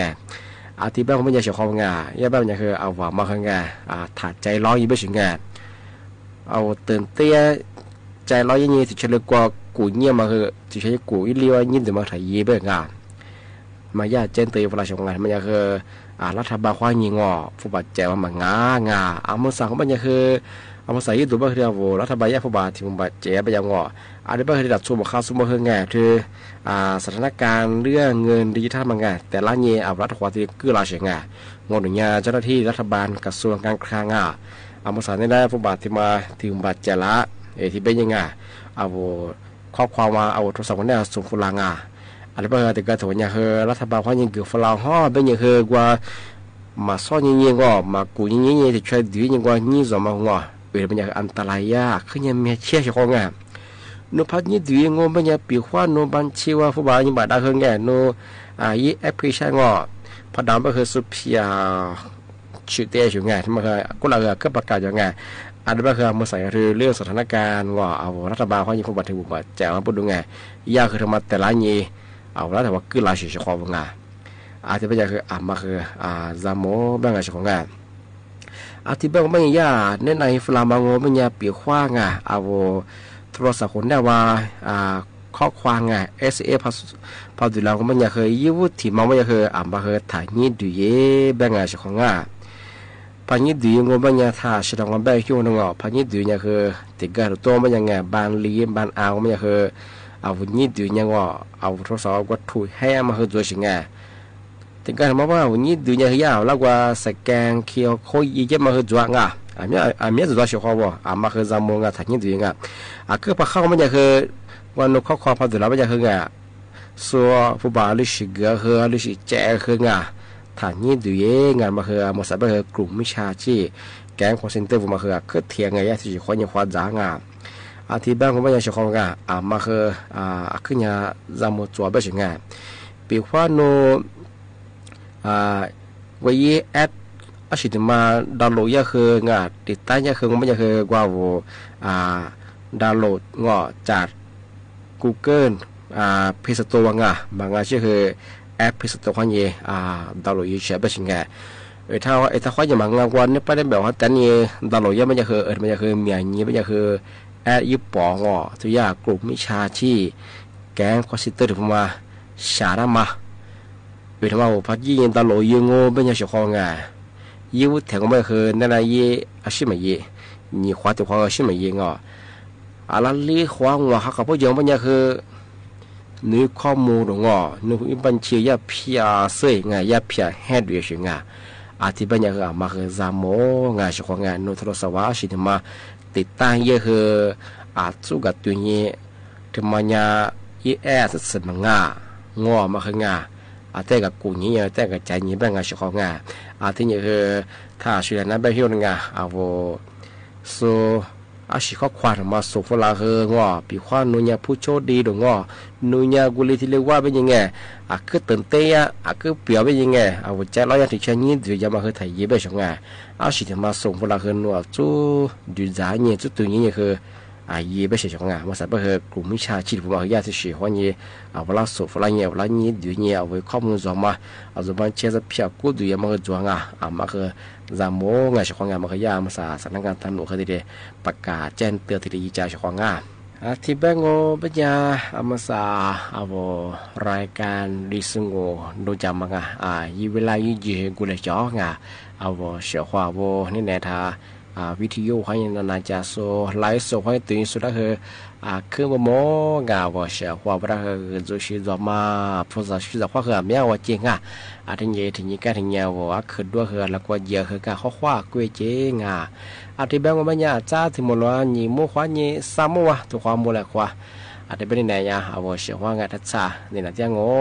ขวาสวัสดีครับ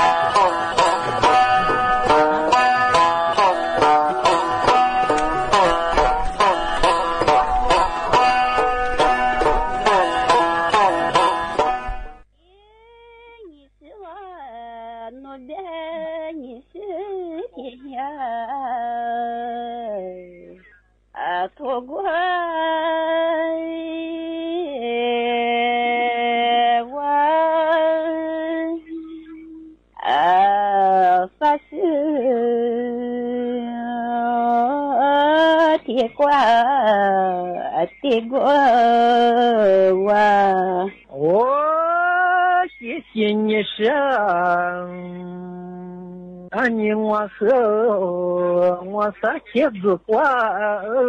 也多少来花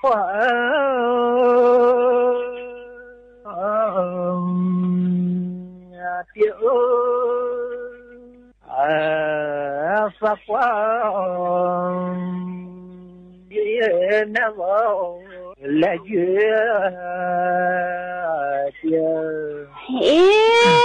你是我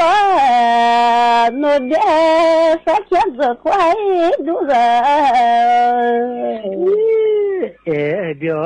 来快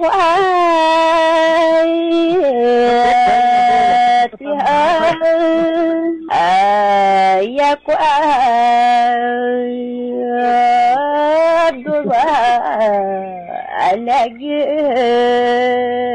的哦，谢谢些年呢，你我和子挂也就你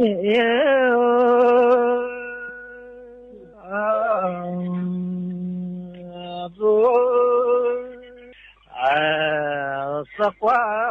了的毛三呀我别拿我的个来快点三爷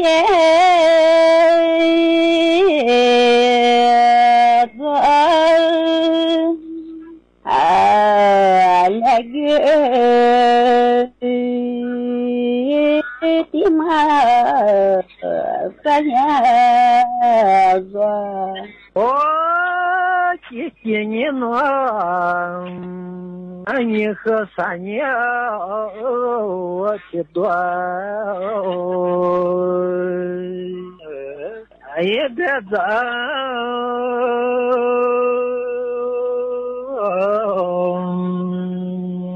老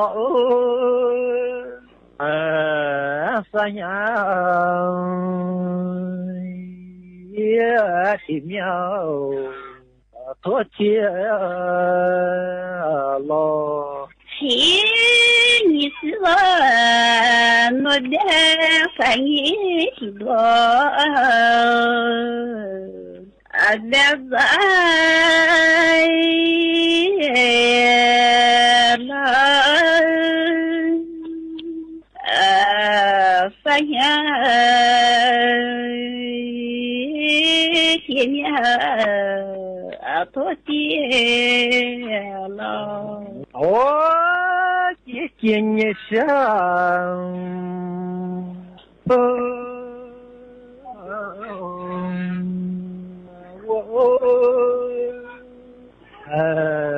多谢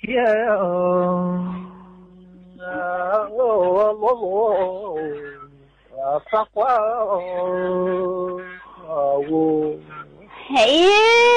你是我努力的在梦不怪我多谢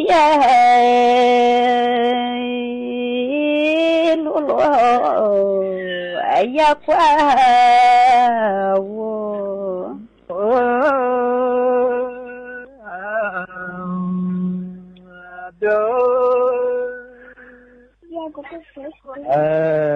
也讲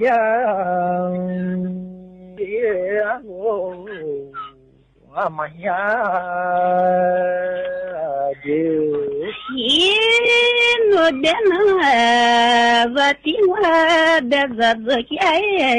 也过马做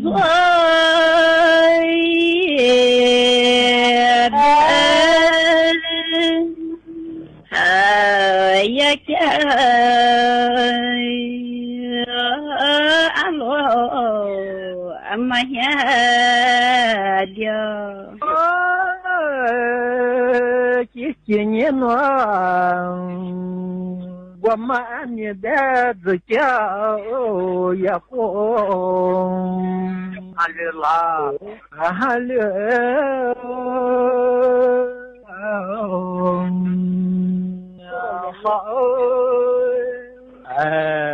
也讲也路你我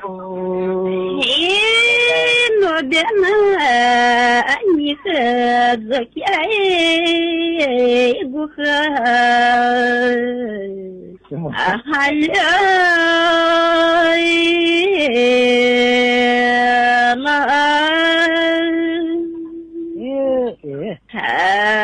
也讲不和是我了，谢谢你上。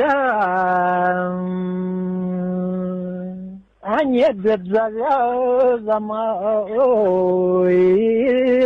дня амаса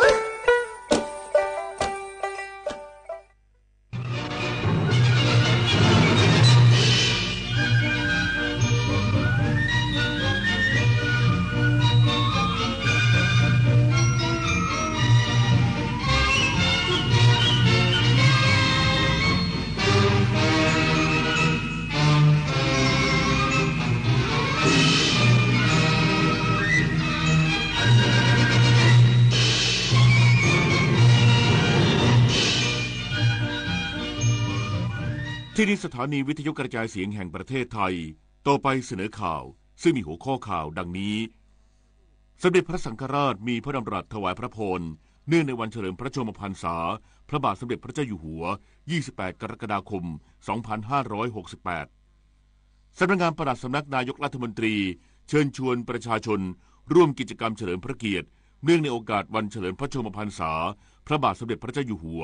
28กรกฎาคม2568ผู้นำสหรัฐระบุสหรัฐจะปรับลดอัตราภาษีนำเข้าสินค้าจากสหภาพยุโรปที่อัตรา15%หลังทั้งสองฝ่ายสามารถบรรลุข้อตกลงทางการค้าระหว่างกันการแข่งขันตะกร้อชิงแชมป์โลกชิงถ้วยพระราชทานคิงส์คัพทีมตะกร้อ4คนหญิงไทยพลาดท่าพ่ายเวียดนามได้เพียงรองแชมป์ต่อไปเป็นรายละเอียดของข่าวหมายกำหนดการพระราชพิธีเฉลิมพระชนมพรรษากรกฎาคมพุทธศักราช2568ฉบับเปลี่ยนแปลงตามหมายกำหนดการ สำนักพระราชวังฉบับที่ 17/2568 ลงวันที่ 18 กรกฎาคม พุทธศักราช 2568 เรื่องพระราชพิธีเฉลิมพระชนมพรรษากรกฎาคม พุทธศักราช 2568 ดังรายละเอียดแจ้งอยู่แล้วนั้นการนี้พระบาทสมเด็จพระเจ้าอยู่หัวทรงพระกรุณาโปรดเกล้าโปรดกระหม่อมให้งดพระราชพิธีดังกล่าวและให้กำหนดการเปลี่ยนแปลงดังนี้วันจันทร์ที่ 28 กรกฎาคม 2568 ตั้งแต่เวลา 8 นาฬิกาถึงเวลา 12 นาฬิกาสำนักพระราชวังจัดที่สำหรับลงพระนามและลงนามถวายพระพรไว้ที่ในพระบรมมหาราชวังการนี้ทรงพระกรุณาโปรดเกล้าโปรดกระหม่อมพระราชทานพระบรมราชานุญาตให้พระบรมวงศานุวงศ์ข้าราชการและประชาชนเข้ากราบถวายบังคมพระบรมรูปสมเด็จพระบุรพมหากษัตริยาธิราชที่ปราสาทพระเทพบิดรตั้งแต่เวลา 8 นาฬิกาถึงเวลา 17 นาฬิกาเวลา 12 นาฬิกาทหารบกทหารเรือทหารอากาศยิงปืนใหญ่เฉลิมพระเกียรติฝ่ายละ 21 นัดการแต่งกายลงพระนามและลงนามถวายพระพรแต่งเครื่องแบบปกติขาวกราบถวายบังคมพระบรมรูปสมเด็จพระบุรพมหากษัตริยาธิราชณปราสาทพระเทพบิดรแต่งชุดสุภาพสำนักพระราชวังวันที่ 27 กรกฎาคม พุทธศักราช 2568 สมเด็จพระสังฆราชมีพระราชดำรัสถวายพระพรเนื่องในวันเฉลิมพระชนมพรรษาพระบาทสมเด็จพระเจ้าอยู่หัว 28 กรกฎาคม 2568 สมเด็จพระอริยวงศาคตยานสมเด็จพระสังฆราชสกลมหาสังฆปรินายกมีพระดำรัสถวายพระพรเนื่องในวันเฉลิมพระชนมพรรษาพระบาทสมเด็จพระเจ้าอยู่หัว 28 กรกฎาคม 2568 ความว่าอภิลักขิตสมัยเฉลิมพระชนมพรรษาของสมเด็จบรมบพิตรพระราชสมภารเจ้าผู้ทรงพระคุณอันประเสริฐได้เวียนมาบรรจบอีกคำรบหนึ่งอาตมาภาพในนามคณะสงฆ์ขอตั้งกัลยาณจิตร่วมกับปวงชนชาวไทยสำแดงน้ำจิตมุทิตาปราโมทย์และถวายพระพรชัยมงคลให้ทรงพระเจริญยิ่งยืนนานพระพุทธศาสนาเป็นศาสนาสำหรับชาติไทยมานับแต่โบราณกาลการดำรงอยู่อย่างมั่นคงของสถาบันพระพุทธศาสนาและคณะสงฆ์ย่อมหมายถึงความมั่นคงแห่งราชอาณาจักรด้วยธรรมะแห่งพระศาสนานี้ได้อย่างรากลึกลงเป็นพื้นฐานของสังคมไทยเป็นหลักชัยและหลักใจของอาณาประชาชนใต้พระบรมโพธิสมภารของสมเด็จพระมหากษัตริยาธิราชทุกพระองค์เหตุฉะนี้พระมหากษัตริย์จึงทรงดำรงพระราชธรรมไว้อย่างมั่นคงพร้อมทั้งพระราชทานอารักขาและพระบรมราชูปถัมภ์แก่การคณะสงฆ์ให้พ้นพยันตรายและให้รุ่งเรืองยิ่งขึ้นเพื่อเป็นเนติแบบแผนแห่งอาณาราษฎรเป็นเครื่องส่งเสริมกำลังพระบารมีอันแกล้วกล้าในอันที่จะทรงพิทักษ์รักษาพระบวรพุทธศาสนาและคณะสงฆ์ให้สถิตสถาพรอยู่คู่บ้านเมืองไทยสืบไปได้โดยสวัสดีสมเด็จบรมบพิตรพระราชสมภารเจ้าผู้ทรงพระคุณอันประเสริฐทรงตั้งพระบรมราชปณิธานสืบสารรักษาและต่อยอดแนวพระราชดำริพระราชจริยวัตรตลอดจนพระราชกรณียกิจของสมเด็จพระบรมราชบุพการีเพื่อให้บ้านเมืองไทยประสบความสุขสวัสดิ์อำนวยผลให้ทรงสำเร็จประโยชน์ในการบำบัดทุกข์บำรุงสุขของอาณาราษฎรจึงทรงสงบพระราชหฤทัยได้แม้ในยามที่ต้องเผชิญโลกธรรมทรงเพียรละเว้นบาปธรรมและทรงเจริญในทางพระราชกุศลอันเป็นหนทางควรดำเนินเป็นเนืองนิดสมด้วยโพธิสัตว์ภาษิตที่ว่าธัมโมปโถมหาราชะอะธัมโมปนะอุปโถอธัมโมนิรยังเนติธัมโมปาเปติสุขติงแปลความว่ามหาราชธรรมเป็นทางที่ควรดำเนินตามส่วนอธรรมนอกลู่นอกทางย่อมไม่ควรดำเนินตามอธรรมนำไปนรกธรรมให้ถึงสวรรค์ด้วยประการฉะนี้ขออนุภาพแห่งคุณพระศรีรัตนตรัยและเดชะแห่งสัจจะวาจาตลอดจนพระราชกุศลธรรมจริยาที่ทรงสั่งสมมาด้วยดีโปรดอภิบาลรักษาสมเด็จบรมบพิตรพระราชสมภารเจ้าผู้ทรงพระคุณอันประเสริฐให้ทรงพระเจริญด้วยจตุรพิธพรชัยเสด็จสถิตเป็นมิ่งขวัญหลักชัยแห่งราชอาณาจักรไทยตลอดกาลนานเทอญ เนื่องในโอกาสวันเฉลิมพระชนมพรรษาพระบาทสมเด็จพระเจ้าอยู่หัว28กรกฎาคม2568สถานีวิทยุกระจายเสียงแห่งประเทศไทยขอเสนอสารคดีเฉลิมพระเกียรติชุดใต้ร่มพระบารมีจักรีวงศ์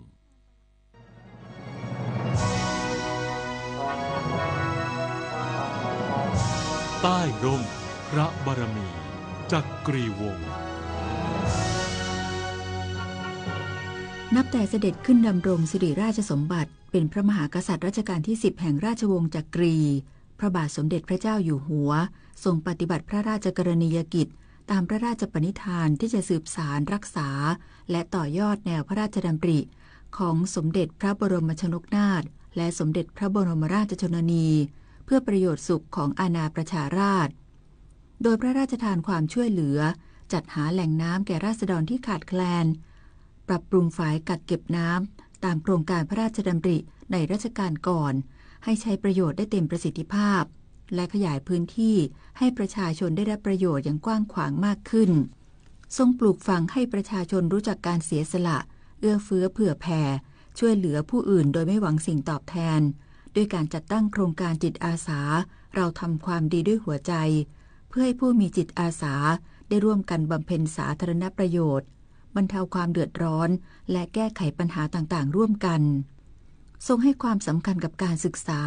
อันเป็นพื้นฐานในการพัฒนาคนเพื่อเป็นกำลังในการพัฒนาประเทศให้ก้าวหน้าโดยพระราชทานทุนการศึกษาแก่นักเรียนที่ขาดแคลนทุนทรัพย์ทั่วประเทศมาตั้งแต่ทรงดำรงพระราชอิสริยยศสยามกุฎราชกุมารผ่านโครงการทุนการศึกษาสมเด็จพระบรมโอรสาธิราชสยามกุฎราชกุมารหรือทุนมทส.และทรงติดตามผลการดำเนินงานอย่างต่อเนื่องส่งผลให้นักเรียนได้รับโอกาสทางการศึกษาและนำความรู้ที่ได้ไปช่วยอำนวยประโยชน์ในการพัฒนาหมู่บ้านชุมชนของตนต่อไปนอกจากนี้ยังเสด็จพระราชดำเนินไปส่งเยี่ยมราษฎรรวมทั้งเจ้าหน้าที่ผู้ปฏิบัติงานในพื้นที่ต่างๆทั่วประเทศเพื่อพระราชทานขวัญกำลังใจและความช่วยเหลือให้การปฏิบัติงานนั้นสำเร็จลุล่วงในด้านต่างประเทศทรงเจริญพระราชไมตรีกับมิตรประเทศทั่วโลกเพื่อแลกเปลี่ยนความร่วมมือระหว่างกันในทุกด้านโดยเฉพาะการเสด็จพระราชดำเนินเยือนราชอาณาจักรปูฏานเมื่อเดือนเมษายนที่ผ่านมาอันนับเป็นการเสด็จเยือนต่างประเทศอย่างเป็นทางการครั้งแรกในรัชสมัยเป็นที่กล่าวขานและอยู่ในความสนใจของผู้คนทั่วโลกเนื่องด้วยความสัมพันธ์ที่ใกล้ชิดแน่นแฟ้นของสองประเทศทั้งในระดับพระราชวงศ์และระดับประชาชนที่มีมายาวนานและยังได้แสดงให้ทั่วโลกได้เห็นถึงพระอัจฉริยภาพและพระปรีชาสามารถด้านการบินอันเป็นเลิศของพระบาทสมเด็จพระเจ้าอยู่หัวที่ส่งขับเครื่องบินพระที่นั่งไปยังท่าอากาศยานพาโรซึ่งเป็นหนึ่งในสนามบินที่มีความยากมากที่สุดในการนำเครื่องบินขึ้นและลงจอดด้วยพระองค์เอง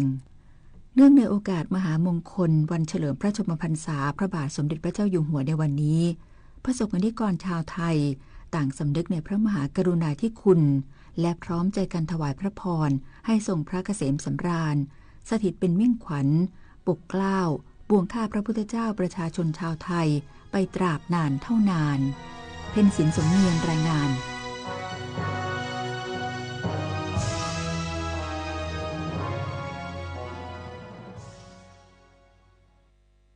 สำนักงานปลัดสำนักนายกรัฐมนตรีเชิญชวนประชาชนร่วมกิจกรรมเฉลิมพระเกียรติเนื่องในโอกาสวันเฉลิมพระชนมพรรษา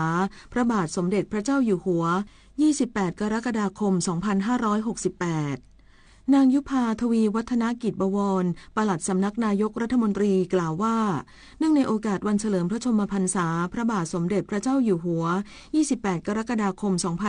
2568เชิญชวนประชาชนสวมใส่เสื้อสีเหลืองเข้าร่วมกิจกรรมสำคัญต่างๆบริเวณท้องสนามหลวงโดยช่วงเช้าจะมีพิธีเจริญพระพุทธมนต์และทำบุญตักบาตรถวายพระราชกุศลรวมทั้งพิธีถวายสัตย์ปฏิญาณเพื่อเป็นข้าราชการที่ดีและพลังของแผ่นดิน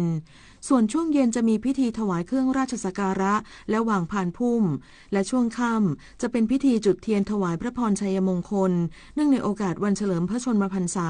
พระบาทสมเด็จพระเจ้าอยู่หัว28กรกฎาคม2568 สำหรับประชาชนที่จะเดินทางมาร่วมกิจกรรมเฉลิมพระเกียรติสามารถใช้บริการขนส่งสาธารณะได้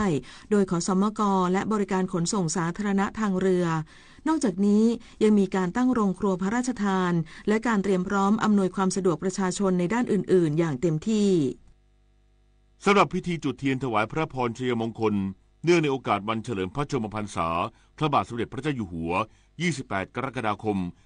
2568ณท้องสนามหลวงกรุงเทพมหานครช่วงค่ำวันนี้สถานีวิทยุกระจายเสียงแห่งประเทศไทยความถี่ 92.5 เมกะเฮิรตซ์ในระบบ FM และความถี่ 891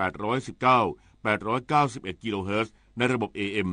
จะเป็นแม่ข่ายให้สถานีวิทยุกระจายเสียงแห่งประเทศไทยในส่วนภูมิภาคของกรมประชาสัมพันธ์และขอความร่วมมือสถานีวิทยุกระจายเสียงทุกสังกัดทั่วประเทศร่วมถ่ายทอดเสียงตั้งแต่เวลา 19:20 น.เป็นต้นไปจนเสร็จสิ้นพิธีรักษาราชการแทนนายกรัฐมนตรีจะนำทีมไทยแลนด์ร่วมเจรจาแนวทางสันติภาพในภูมิภาคตามคำเชิญของประธานอาเซียนวันนี้พร้อมยืนยันไทยจะปกป้องอธิปไตยทุกตารางนิ้วนายจิรายุห่วงทรัพย์โฆษกประจำสำนักนายกรัฐมนตรีคณะกรรมการศูนย์เฉพาะกิจบริหารสถานการณ์บริเวณชายแดนไทยกัมพูชาหรือสบทก.เปิดเผยว่ารัฐบาลไทยได้รับคำเชิญจากนายอันวาอิบราฮิมนายกรัฐมนตรีมาเลเซียในฐานะประธานอาเซียนให้เดินทางไปร่วมหารือแนวทางสันติภาพในภูมิภาคในวันนี้ที่ทำเนียบนายกรัฐมนตรีมาเลเซียกรุงกัวลาลัมเปอร์โดยจะออกเดินทางจากกองทัพอากาศเวลา 10:30 น.และเข้าหารือในเวลา 15 นาฬิกาตามเวลาประเทศมาเลเซียซึ่งคณะของทีมไทยแลนด์นำโดยนายภูมิธรรมเวชยชัยรักษาราชการแทนนายกรัฐมนตรีนายมาริศ เสงี่ยมพงศ์รัฐมนตรีว่าการกระทรวงการต่างประเทศพลเอกณัฐพล นาคพานิชรัฐมนตรีช่วยว่าการกระทรวงกลาโหมโดยการเจรจาจะรับฟังแนวทางเพื่อนำไปสู่การตัดสินใจเพื่อนำสันติภาพกลับคืนมาพร้อมยืนยันรัฐบาลไทยจะปกป้องอธิปไตยทุกตารางนิ้วขณะเดียวกันได้รับแจ้งว่านายฮุนมาเน็ตนายกรัฐมนตรีกัมพูชาจะเป็นตัวแทนฝ่ายกัมพูชาเข้าร่วมหารือผลิตนาฏขวัญแสนสุขรายงานต่อจากนี้ไปขอเชิญรับฟังเสียงจากใจไทยคู่ฟ้ารัฐบาลเชิญชวนประชาชนร่วมใส่เสื้อสีเหลืองในวันที่ 28 กรกฎาคมถึง 1 สิงหาคมนี้เนื่องในโอกาสวันเฉลิมพระชนมพรรษาพระบาทสมเด็จพระเจ้าอยู่หัวในวันที่ 28 กรกฎาคมนี้รัฐบาลขอเชิญชวนพี่น้องประชาชนทั่วประเทศร่วมถวายความจงรักภักดี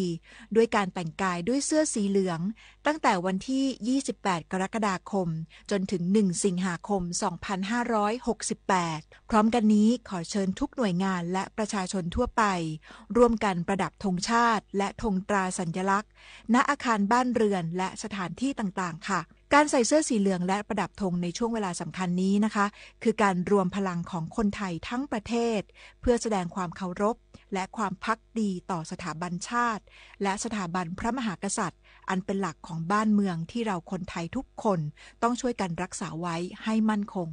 สื่อสารภารกิจรัฐบาลกับดิฉันสสิการวัฒนจันทร์รองโฆษกประจำสำนักนายกรัฐมนตรี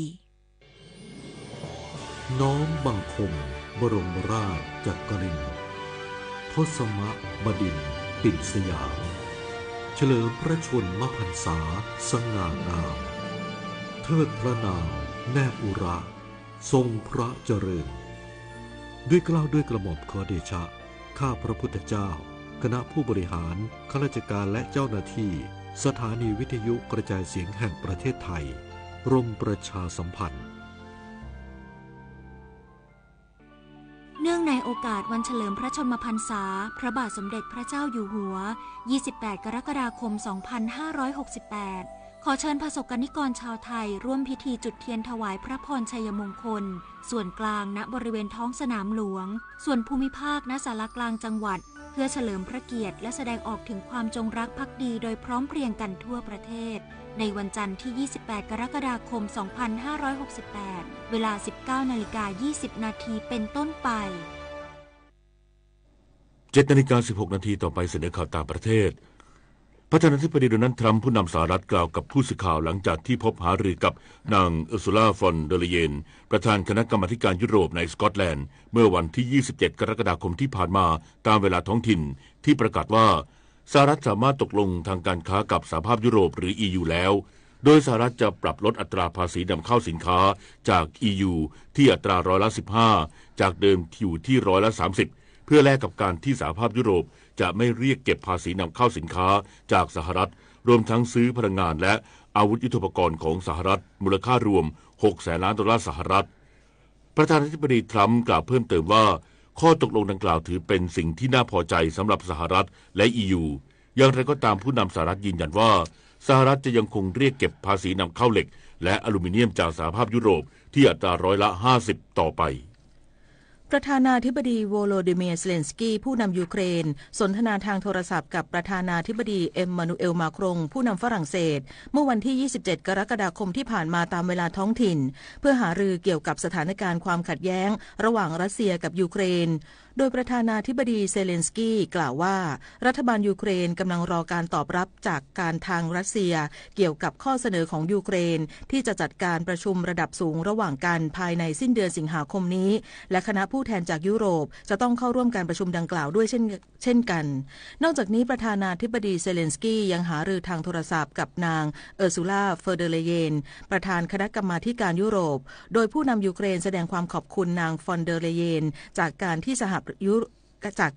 ภาพยุโรปตัดสินใจดำเนินมาตรการคว่ำบาตรรัสเซียชุดที่18เพื่อตอบโต้ที่รัสเซียไม่หยุดทำสงครามกับยูเครน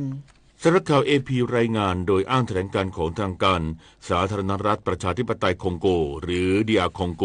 ที่ระบุว่ากลุ่มกบฏ ADF ซึ่งเป็นกลุ่มติรวุธชาวยูกันดาที่มีความเชื่อมโยงกับกลุ่มก่อการร้าย IS เปิดฉากโจมตีโบสถ์แห่งหนึ่งในเมืองโคมันดาจังหวัดอิตุรีทางตะวันออกของ DR คองโก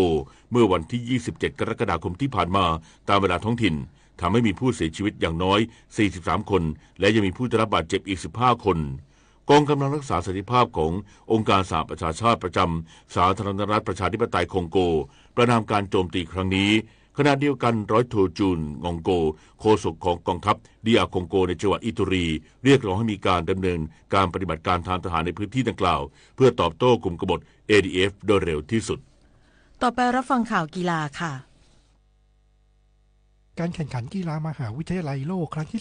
32ที่ประเทศเยอรมนีในกีฬาแบดมินตันหญิงเดี่ยวรอบชิงชนะเลิศ2นักแบดมินตันสาวทีมชาติไทยจากมหาวิทยาลัยหอการค้าไทยมาเจอกันเอง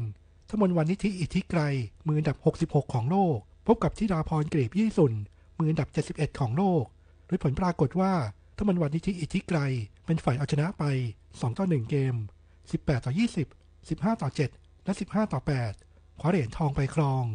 ศึกตะกร้อชิงแชมป์โลก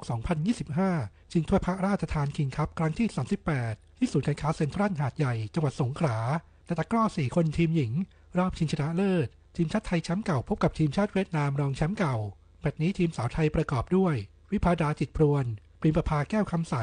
รัศมีทองโสดและสิรินันท์เขียวปักซึ่งผลปรากฏว่าทีมสาวไทยต้านไม่ไหวแพ้ไป1-2เซต15-12 8-15 7-15ได้รองแชมป์ส่วนสาวเวียดนามย้ำแค้นชนะไทยได้อีกครั้งหลังจากศึกชิงแชมป์โลก2025ที่อินเดียเอาชนะไทยมาได้เช่นกันนักตะกร้อ4คนชายรอบชิงชนะเลิศญี่ปุ่นสร้างเซอร์ไพรส์ชนะเวียดนาม 2-0 เซตคว้าแชมป์ไปครองได้เป็นครั้งแรกการแข่งขันฟอร์มูล่า3 FIA ฟอร์มูล่า3แชมเปี้ยนชิพ2025สนามที่8รายการเบลเยียมกลางปีที่สนามเซอร์กิตสปาฟรองโกชองประเทศเบลเยียมเติ้ลทัศนพลอินทรภูวศักดิ์นักแข่งดาวรุ่งชาวไทยพลาดโอกาสทำคะแนนสะสมหลังเกิดอุบัติเหตุในช่วงต้นและท้ายที่สุดฝ่ายควบคุมการแข่งขันมีคำสั่งยุติการแข่งขันทำให้ไม่มีนักแข่งคนใดได้คะแนนในสนามนี้การแข่งขันจักรยานหนูน้อยขาไถไทยแลนด์บาลานซ์ไบค์แชมเปี้ยนชิพชิงแชมป์ประเทศไทยสนามที่4และการแข่งขันจักรยานประเภทถนนไทยแลนด์โอเพ่นชิงแชมป์ประเทศไทยสนามที่3ที่เขื่อนวชิราลงกรณ์อำเภอทองผาภูมิจังหวัดกาญจนบุรีนายชาคริตตันพีรุตนายอำเภอทองผาภูมิเป็นประธานในพิธีเปิดการแข่งขันที่สวนสุขภาพสลานจิตโดยผลจักรยานหนูน้อยขาไถรุ่นโอเพ่นบิ๊ก 5-10 ขวบชายที่1เป็นของวุฒิวัฒน์สุทธกูลและรุ่นโอเพ่นบิ๊ก 5-10 ขวบหญิงที่1ได้แก่นิชาจุนาพงศ์และจักรยานประเภทถนนไทยแลนด์โอเพ่น76กิโลเมตรรุ่นประชาชนหญิงที่1ได้แก่ นัทนิชาโสวรรณขจรทีมหมู่บ้านน้ำตาลสดเวลา2ชั่วโมง 19.21 นาทีและรุ่นประชาชนชายที่1เป็นของพุทธิพงษ์เฉลิมศรีทีมเรนโซซีซีเวลา1ชั่วโมง 51.25 นาทีพิจิตรกัญจนกุลรายงานพยากรณ์อากาศ 24 ชั่วโมงข้างหน้าประเทศไทยตอนบนยังคงมีฝนตกหนักบางแห่งและมีฝนตกหนักมากบางพื้นที่ในภาคเหนือและภาคตะวันออกเฉียงเหนือโดยเฉพาะบริเวณจังหวัดเชียงรายพะเยาน่านหนองคายบึงกาฬอุดรธานีสกลนครและนครพนมขอให้ประชาชนในบริเวณดังกล่าวระวังอันตรายจากฝนตกหนักถึงหนักมากและฝนที่ตกสะสมซึ่งอาจทำให้เกิดน้ำท่วมฉับพลันน้ำป่าไหลหลากและน้ำล้นตลิ่งโดยเฉพาะพื้นที่ลาดเชิงเขาใกล้ทางน้ำไหลผ่านและพื้นที่ลุ่มทั้งนี้เนื่องจากร่องมรสุมพาดผ่านตอนบนของภาคเหนือและประเทศลาวตอนบนเข้าสู่หย่อมความกดอากาศต่ำบริเวณประเทศเวียดนามตอนบนประกอบกับมรสุมตะวันตกเฉียงใต้กำลังปานกลางพัดปกคลุมทะเลอันดามันประเทศไทยและอ่าวไทยสำหรับคลื่นลมบริเวณทะเลอันดามันตอนบนและอ่าวไทยตอนบนมีกำลังปานกลางโดยมีคลื่นสูงประมาณ2เมตรบริเวณที่มีฝนฟ้าคะนองคลื่นสูงมากกว่า2เมตรส่วนทะเลอันดามันตอนล่างมีคลื่นสูง 1-2 เมตรบริเวณที่มีฝนฟ้าคะนองคลื่นสูงมากกว่า2เมตรขอให้ชาวเรือบริเวณทะเลอันดามันและอ่าวไทยเดินเรือด้วยความระมัดระวังและหลีกเลี่ยงการเดินเรือในบริเวณที่มีฝนฟ้าคะนองพยากรณ์อากาศตั้งแต่เช้าวันนี้จนถึงเช้าวันพรุ่งนี้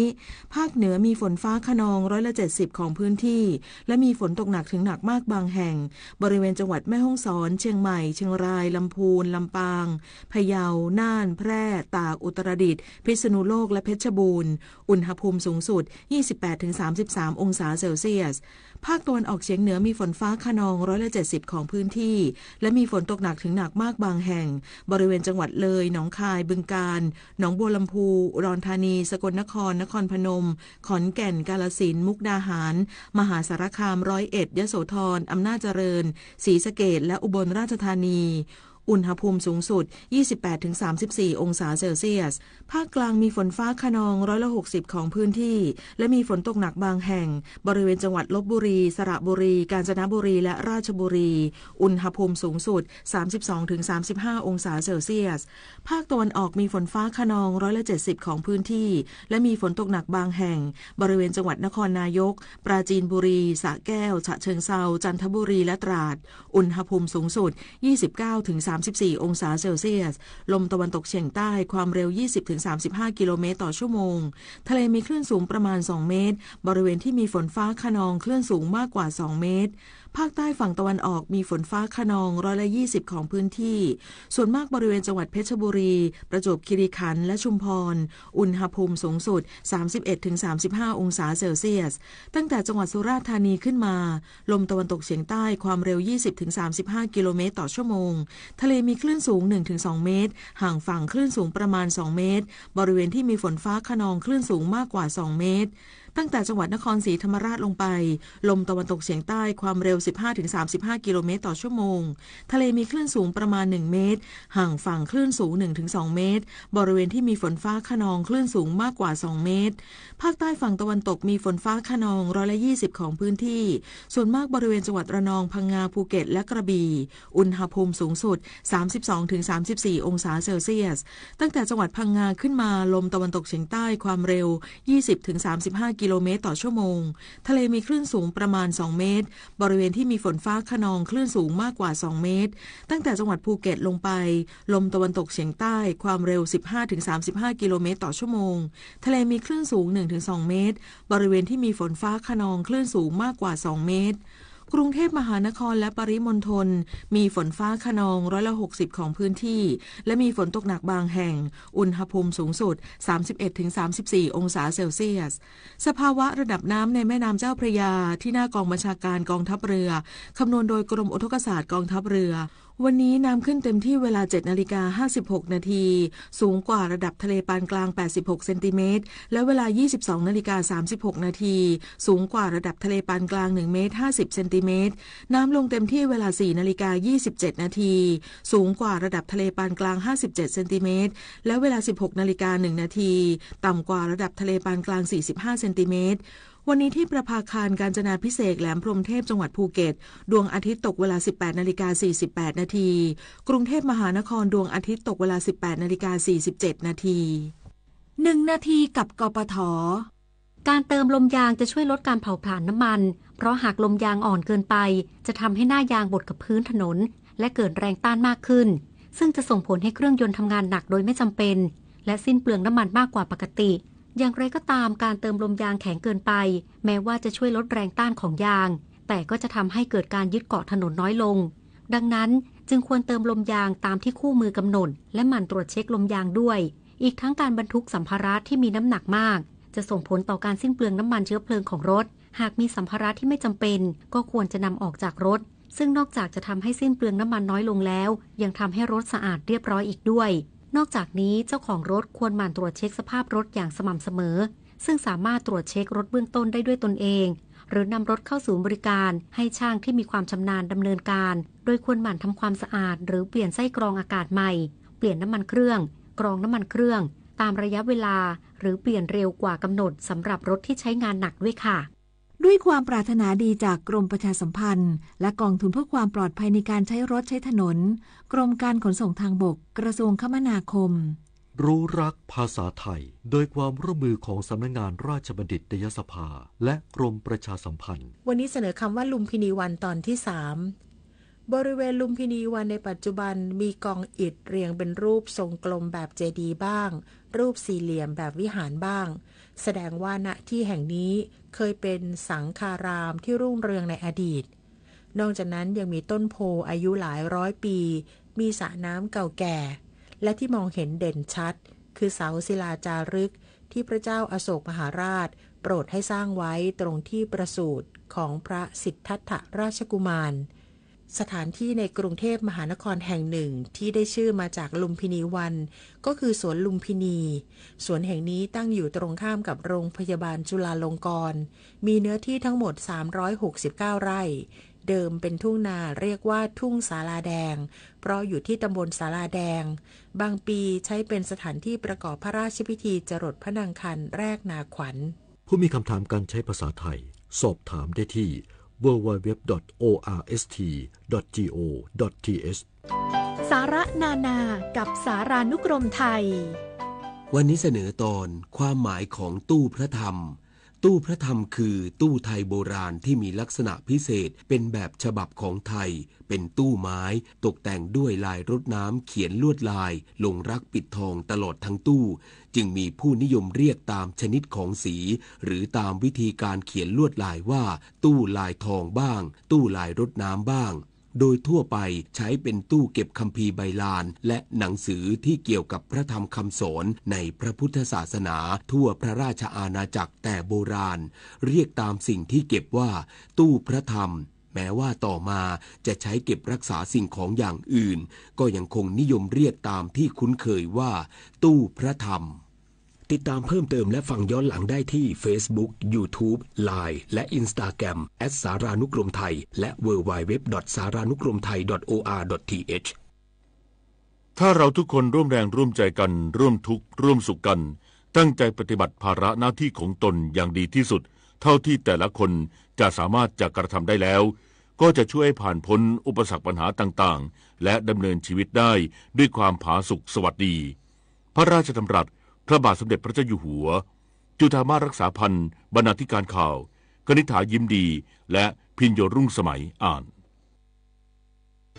จัดให้แบบไม่กักกรมเจรจาการค้าระหว่างประเทศกระทรวงพาณิชย์เตรียมความพร้อมผู้ประกอบการไทยใช้ประโยชน์จากความตกลงการค้าเสรีเสิร์ฟแอปพลิเคชัน FTA Choice อัดแน่นทั้งข้อมูลข่าวสารบริการสืบค้นอัตราภาษีภายใต้ FTA เช็คกฎถิ่นกำเนิดสินค้าอัปเดตสถานะการเจรจา FTA ข้อมูลสินค้าที่ได้ประโยชน์ภายใต้ FTA ง่ายสะดวกและรวดเร็วดาวน์โหลดได้แล้วทาง App Store และ Play Store ครบจบที่เดียวต้อง FTA Choice เท่านั้น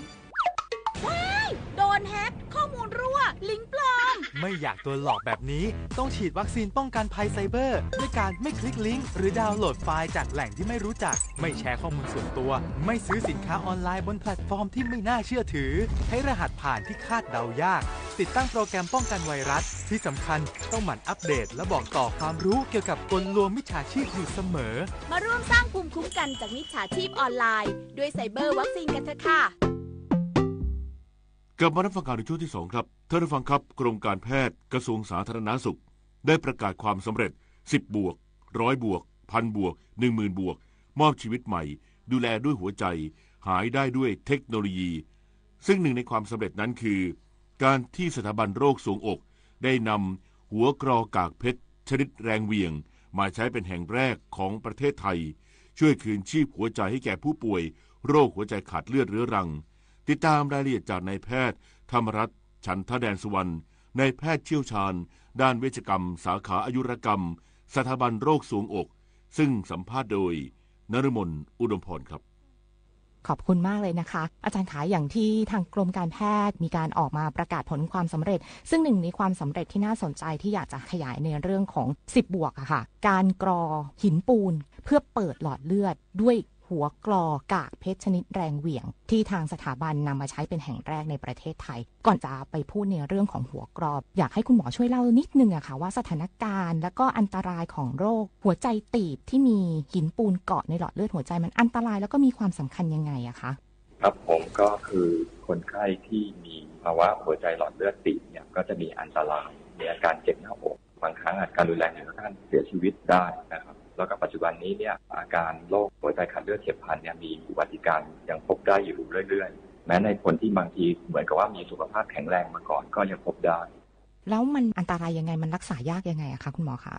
ก็คือโรคเส้นเลือดหัวใจตีบเนี่ยเมื่อมีภาวะหัวใจขาดเลือดขึ้นมาเนี่ยคนไข้ก็จะมีอาการเจ็บหน้าอกนะครับแล้วก็จะมาโรงพยาบาลส่วนหนึ่งถ้าเกิดว่าเป็นคนไข้กล้ามเนื้อหัวใจขาดเลือดเฉียบพลันเราก็จะรักษาไปตามนั้นแต่ส่วนหนึ่งที่คนไข้ไม่ได้เป็นฉุกเฉินขนาดนั้นแต่ว่ามีอาการเจ็บหน้าอกเรื้อรังก็จะมาตรวจวินิจฉัยที่ OPD นะครับบางครั้งเนี่ยมาถึงขั้นตรวจวินิจฉัยที่ OPD แล้วเนี่ยคุณหมอสงสัยภาวะหัวใจขาดเลือดเฉียบพลันเนี่ยเราก็จะส่งตรวจอาจจะตรวจทางอ้อมเช่นไปเดินสายพานหรือตรวจแคลเซียมสกอร์หรือถ้าเกิดสุดท้ายการตรวจวินิจฉัยทางเป็นนอนอินเวสิฟเนี่ยบ่งชี้ว่ามีหัวใจขาดเลือดจริงเราก็จะส่งไปฉีดสีดูภาวะเส้นเลือดหัวใจตีบนะครับถ้าเกิดพบว่ามีเส้นเลือดหัวใจตีบหลายเส้นนะครับการรักษาขั้นต่อไปก็คืออาจจะต้องถึงขั้นผ่าตัดบายพาสหรือเปล่าถ้าไม่ผ่าตัดบายพาสก็เป็นทำบอลลูนนะครับค่ะด้วยวิธีเดิมนี่อัตราการรอดชีวิตนี่มากน้อยแค่ไหนอะคะวิธีเดิมในคนไข้ที่เป็นโรคหัวใจขาดเลือดเรื้อรังนะครับก็จะมีอัตราการเสียชีวิตจากการทำบายพาสได้ประมาณไม่เกิน 3-5% นะครับส่วนการทำบอลลูนก็จะอยู่ในอัตราไม่เกินนี้เหมือนกันนะครับอันนี้ขึ้นอยู่กับโรคร่วมหรือว่าภาวะอายุของคนไข้ครับค่ะแล้วพอได้นำหัวกรอกากเพชรแรงเหวี่ยงอันนี้มาใช้คือมันหลักการทำงานยังไงแล้วก็แตกต่างจากวิธีการเดิมๆยังไงอะคะคือปกติอันนี้หมอกำลังจะเล่าถึงการทำการรักษาภาวะเส้นเลือดหัวใจตีบที่เป็นเรื้อรังนะครับแล้วก็โดยที่ไม่ผ่าตัดนะครับก็คือวิธีใหม่วิธีนี้ก็คือการใช้หัวกรอกากเพชรแรงเหวี่ยงนะครับก็คือมีคนไข้ที่เป็นเส้นเลือดหัวใจตีบหลายคนนะครับเรื้อรังเนี่ยแล้วก็ส่วนหนึ่งที่มีภาวะหินปูนจับในหลอดเลือดหัวใจพวกนี้เนี่ยในสมัยก่อนเราก็แนะนำว่าคนไข้ต้องไปรับการผ่าตัดบายพาสแต่ในปัจจุบันนี้เนี่ยเรามีเทคโนโลยีใหม่ก็คือเรื่องของหัวกรอกากเพชรแรงเหวี่ยงช่วยกรอหินปูนออกไปก่อนเมื่อเรากรอหินปูนออกไปแล้วเนี่ยเราก็สามารถทำบอลลูนต่อนะครับใช้ลูกโป่งไปขยายต่อแล้วก็ถ้าไม่ใช้ลูกโป่งที่เคลือบน้ำยาไปขยายซ้ำต่อจากนั้นก็คือใช้วางขดลวดนะครับก็เป็นการรักษาวิธีใหม่นะครับ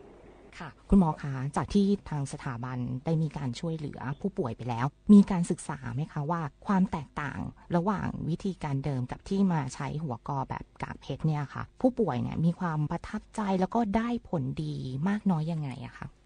ผู้ป่วยก็มีความประทับใจครับเพราะว่าวิธีนี้เนี่ยผู้ป่วยสามารถจะกลับบ้านได้ภายในวัน2 วันนะครับเพราะว่าการทำเนี่ยเราเป็นการเจาะเส้นเลือดที่ขาหนีบนะครับแล้วก็ใส่สายใส่หัวกรอกากเพชรเข้าไปแล้วก็ทำบอลลูนแล้วก็วางขดลวดอันนี้ผู้ป่วยก็จะฟื้นตัวเร็วกลับบ้านได้ในระยะเวลาเร็วจะวัน2 วันแต่ถ้าเกิดว่าการผ่าตัดบายพาสเนี่ยบายพาสต้องมีการผ่าตัดกลางหน้าอกนะครับแล้วก็ต้องอยู่โรงพยาบาลพักฟื้นอีกประมาณ 1-2 สัปดาห์ถึงจะกลับบ้านได้ดังนั้นการทำบอลลูนใช้หัวกรอกากเพชรเนี่ยก็ทำให้คนไข้มีการผ่าตัดไม่ต้องมีรอยผ่าตัดครับก็คือช่วยให้เจ็บตัวน้อยลงแล้วก็หายได้เร็วขึ้นใช่ไหมคะ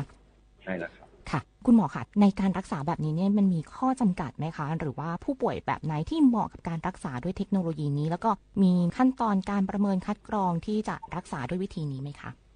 การรักษาด้วยวิธีนี้เนี่ยเราก็จะต้อง มาประเมินผู้ป่วยก่อนว่าดูแล้วเนี่ยเหมาะสมว่าจะใช้หัวกอกากเพชรหรือเปล่าก็คือในทางคลินิกเนี่ยเราสงสัยว่าจะมีเส้นเลือดหัวใจตีบและได้รับการฉีดสีแล้วพบว่ามีเส้นเลือดหัวใจตีบอย่างน้อย1เส้นหรือไปถึง3เส้นนะครับแล้วก็ฉีดสีออกมาแล้วเราเห็น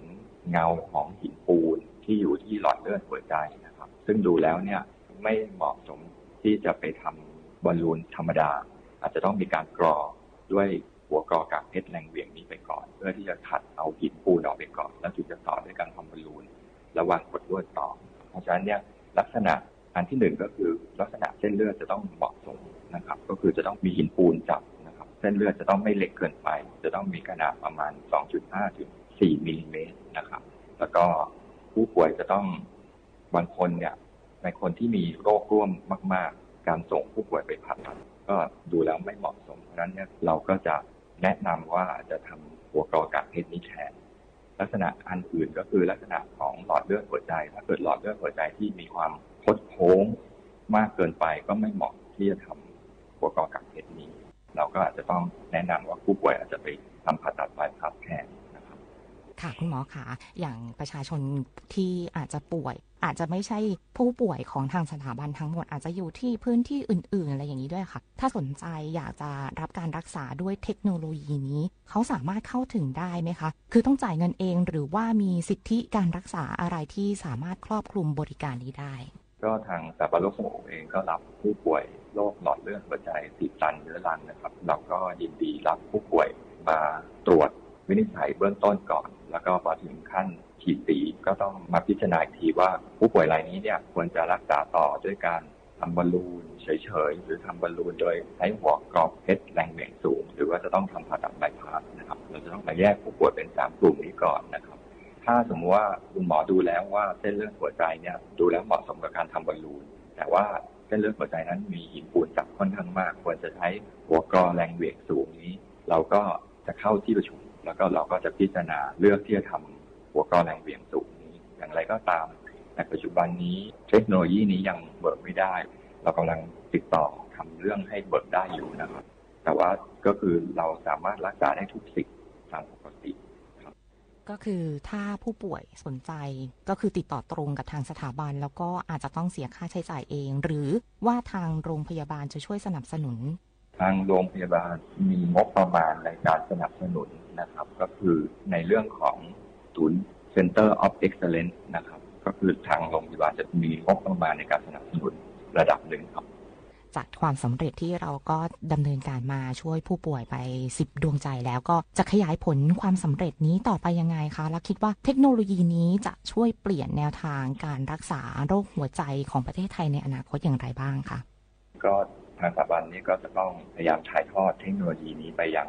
ศูนย์โรคหัวใจหรือห้องส่วนหัวใจทั่วประเทศนะครับเพื่อให้คุณหมอที่ทำหัตถการรักษาหลอดเลือดหัวใจเนี่ยสามารถทำหัตถการนี้ได้นะครับเพื่อที่จะได้มีการขยายการใช้หัวกรอกากเพชรแรงเหวี่ยงสูงนี้มากขึ้นเพื่อที่จะได้ลดจำนวนผู้ป่วยที่รอการผ่าตัดลงนะครับเพราะในปัจจุบันนี้เนี่ยผู้ป่วยที่รอการผ่าตัดก็ยังมีอยู่จำนวนมากนะครับการที่มีเทคโนโลยีนี้เนี่ยจะทำให้ผู้ป่วยเนี่ยสามารถเปลี่ยนมาทำบอลลูนโดยใช้หัวกรอกากเพชรแรงเหวี่ยงสูงนี้ก่อนช่วยลดระยะเวลารอคอยการผ่าตัดครับค่ะก็จะเป็นการตั้งเป้าช่วยเหลือชีวิตผู้ป่วยให้ได้มากที่สุดแล้วก็มีคุณภาพชีวิตที่ดีที่สุดเจ็บน้อยที่สุดแล้วก็หายได้เร็วที่สุดสุดท้ายอาจารย์มีอะไรอยากจะกล่าวฝากเพิ่มเติมอีกไหมคะก็อยากให้ท่านผู้ฟังนะครับก็คือต้องพยายามรักษาสุขภาพนะครับพยายามควบคุมปัจจัยเสี่ยงของการเกิดโรคหลอดเลือดหัวใจตีบทุกอย่างนะครับก็คือคุมอาหารหลีกเลี่ยงการทานอาหารหวานมันเค็มนะครับคุมปัจจัยเสี่ยงเบาหวานความดันไขมันให้ดีหลีกเลี่ยงการสูบบุหรี่นะครับถ้าเกิดมีอาการเจ็บหน้าอกเรื้อรังที่เราสงสัยว่าจะเป็นภาวะหัวใจขาดเลือดเรื้อรังเส้นเลือดหัวใจตีบเรื้อรังก็ควรจะไปตรวจกับแพทย์ที่โรงพยาบาลใกล้บ้านถ้าเกิดแพทย์วินิจฉัยแล้วสงสัยเป็นเส้นเลือดหัวใจตีบเขาก็จะมีการส่งต่อส่วนหนึ่งจะส่งต่อมาที่สถาบันโรคทรวงอกทางสถาบันโรคทรวงอกก็ยินดีที่จะรับผู้ป่วยกลุ่มนี้เอาไว้ถ้าไปถึงขั้นฉีดสีว่าเป็นเส้นเลือดหัวใจตีบจริงดูแล้วเหมาะสมกับการทำบอลลูนเพียงแต่ว่ามีหินปูนค่อนข้างเยอะเราก็สามารถใช้เทคโนโลยีนี้ในการกรอหินปูนออกไปก่อนแล้วตามด้วยการทำบอลลูนวางขวดลวดซ้ำต่อ นะครับเพราะนั้นก็คือจะช่วยลดป่วยไม่ต้องผ่าตัดบายพาสนะครับแล้วลดการคอยคิวในการผ่าตัดบายพาสลงครับค่ะวันนี้ต้องขอบพระคุณนายแพทย์ธรรมรัตน์ฉันทแดนสุวรรณนายแพทย์เชี่ยวชาญด้านเวชกรรมสาขาอายุรกรรมสถาบันโรคทรวงอกเป็นอย่างมากเลยนะคะขอบพระคุณอาจารย์มากเลยนะคะสวัสดีค่ะตอนนี้ปัญหาบุหรี่ไฟฟ้าเข้าถึงง่ายมากและมีรูปแบบที่ดึงดูดใจเด็กๆโดยเฉพาะสารเสพติดเป็นภัยต่อชีวิตบุหรี่ไฟฟ้ามีสารพิษอันตรายต่อสมองที่กำลังพัฒนาของเด็กและเยาวชนอนาคตประเทศชาติจะพัฒนาอย่างมีคุณภาพร่วมปกป้องเด็กและเยาวชนจากบุหรี่ไฟฟ้าคนไทยไม่เอาบุหรี่ไฟฟ้าคนไทยไม่เอาบุหรี่ไฟฟ้าคนไทยไม่เอาบุหรี่ไฟฟ้าความเป็นไทยหลายอย่างที่พวกเราภาคภูมิใจอาหารไทยผ้าไทยศิลปะลายไทยที่เที่ยวเมืองไทยและต้องไม่ลืมภาษาไทยเพื่อระลึกถึงความสำคัญของภาษาไทยในปีพุทธศักราช 1826 พ่อขุนรามคำแหงมหาราชทรงประดิษฐ์ลายสื่อไทยขึ้นเป็นครั้งแรกให้คนไทยจงเห็นความสำคัญของภาษาไทยซึ่งถือเป็นสมบัติทางวัฒนธรรมอันทรงคุณค่าของประเทศอีกทั้งยังเป็นเอกลักษณ์ทางภาษาที่ควรค่าแก่การอนุรักษ์ให้อยู่คู่ประเทศไทยสืบไปท่านผู้ฟังคะสถานการณ์ชายแดนไทยกัมพูชายังคงทวีความตึงเครียดขณะที่ฝ่ายไทยยืนยันจุดยืนหยุดยิงภายใต้เงื่อนไขว่ากัมพูชาต้องยุติการใช้ความรุนแรงก่อนพร้อมเน้นย้ำข้อเท็จจริงในเวทีการประชุมคณะมนตรีความมั่นคงแห่งสหประชาชาติติดตามเรื่องนี้ได้จากรายงานค่ะความตึงเครียดบริเวณชายแดนไทยกัมพูชาทวีความรุนแรงขึ้นอย่างชัดเจนจากการเริ่มใช้ยุทโธปกรณ์จากฝ่ายกองทัพของกัมพูชาตั้งแต่วันที่ 24 กรกฎาคมที่ผ่านมาสร้างความเสียหายต่อบ้านเรือนชีวิตและทรัพย์สินของประชาชนในพื้นที่มีรายงานเกี่ยวกับการกระทำที่เข้าข่ายละเมิดหลักมนุษยธรรมและอนุสัญญาระหว่างประเทศของฝ่ายกัมพูชาอย่างต่อเนื่องทำให้สถานการณ์บริเวณชายแดนยังห่างไกลจากคำว่าคลี่คลาย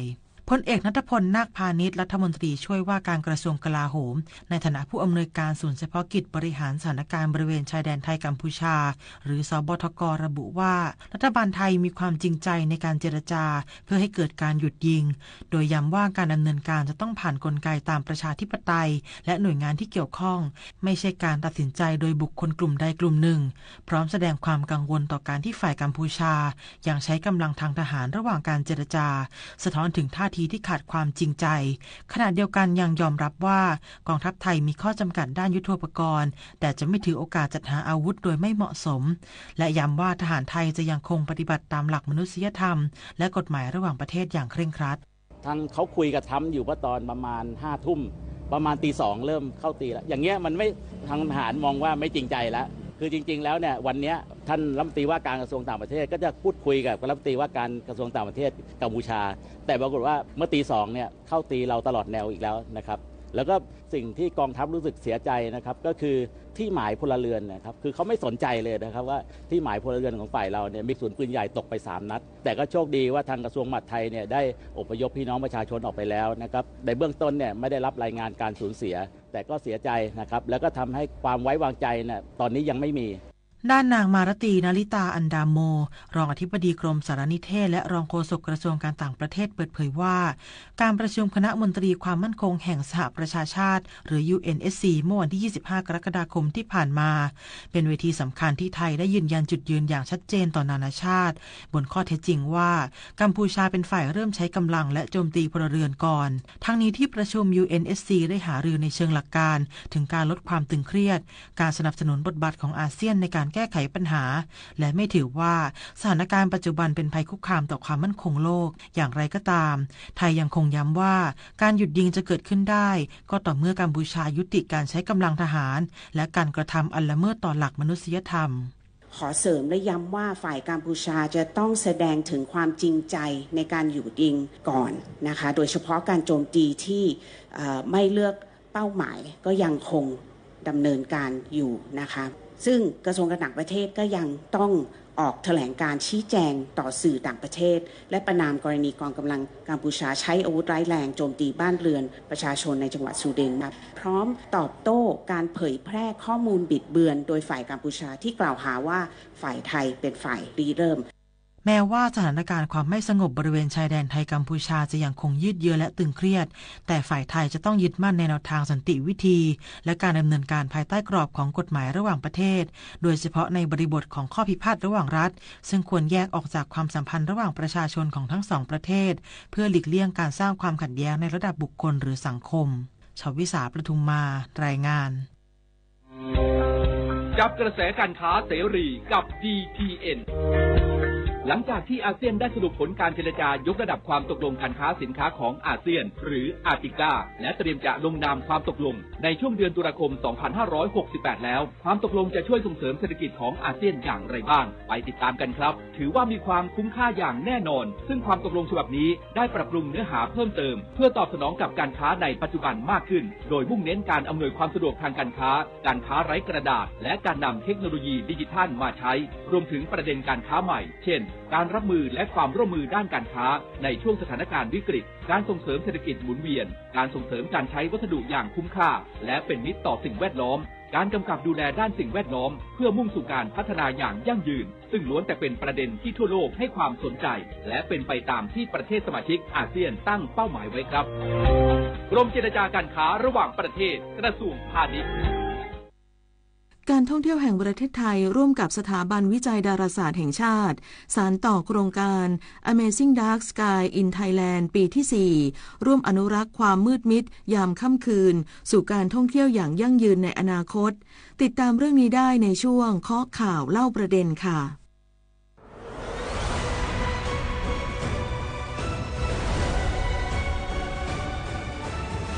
เคาะข่าวเล่าประเด็น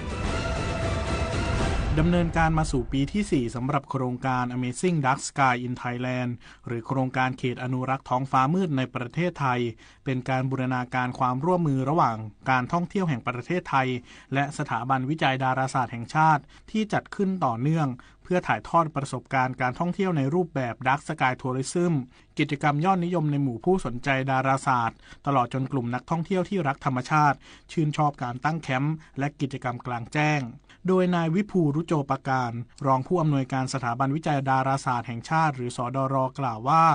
เขตอนุรักษ์ท้องฟ้ามืดในประเทศไทยเป็นการรณรงค์ให้สังคมไทยตระหนักถึงผลกระทบจากมลภาวะทางแสงอนุรักษ์ความมืดของท้องฟ้าและให้ความสำคัญในการประหยัดพลังงานการคืนความมืดของท้องฟ้าจะช่วยในการสังเกตการทางดาราศาสตร์และใช้ดาราศาสตร์มากระตุ้นการท่องเที่ยวเชิงสร้างสรรค์ซึ่งในช่วง3ปีที่ผ่านมาได้มีการประกาศรายชื่อพื้นที่ที่ได้รับการขึ้นทะเบียนเป็นเขตอนุรักษ์ท้องฟ้ามืดของประเทศไทยแล้วทั้งสิ้น48พื้นที่ครอบคลุมทุกภูมิภาคของประเทศไทยและในปี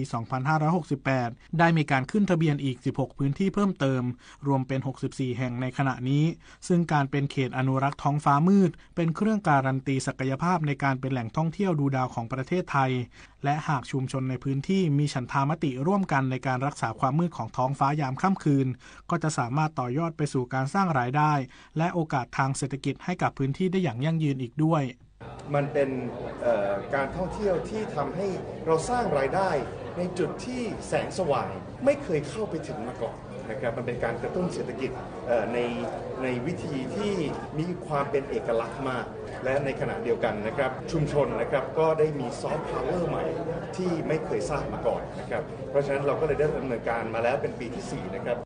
ด้านนายอภิชัยฉัตรเฉลิมกิจรองผู้ว่าการด้านตลาดในประเทศการท่องเที่ยวแห่งประเทศไทยหรือททท.กล่าวว่าททท.เล็งเห็นประโยชน์ของการต่อยอดประชาสัมพันธ์เพื่อเจาะกลุ่มเป้าหมายนักท่องเที่ยวคุณภาพพร้อมยกระดับประสบการณ์การท่องเที่ยวไทยสุดประทับใจให้นักท่องเที่ยวออกเดินทางได้รับความสุขท่ามกลางธรรมชาติที่สัมผัสความสวยงามของท้องฟ้าประเทศไทยตื่นตาตื่นใจ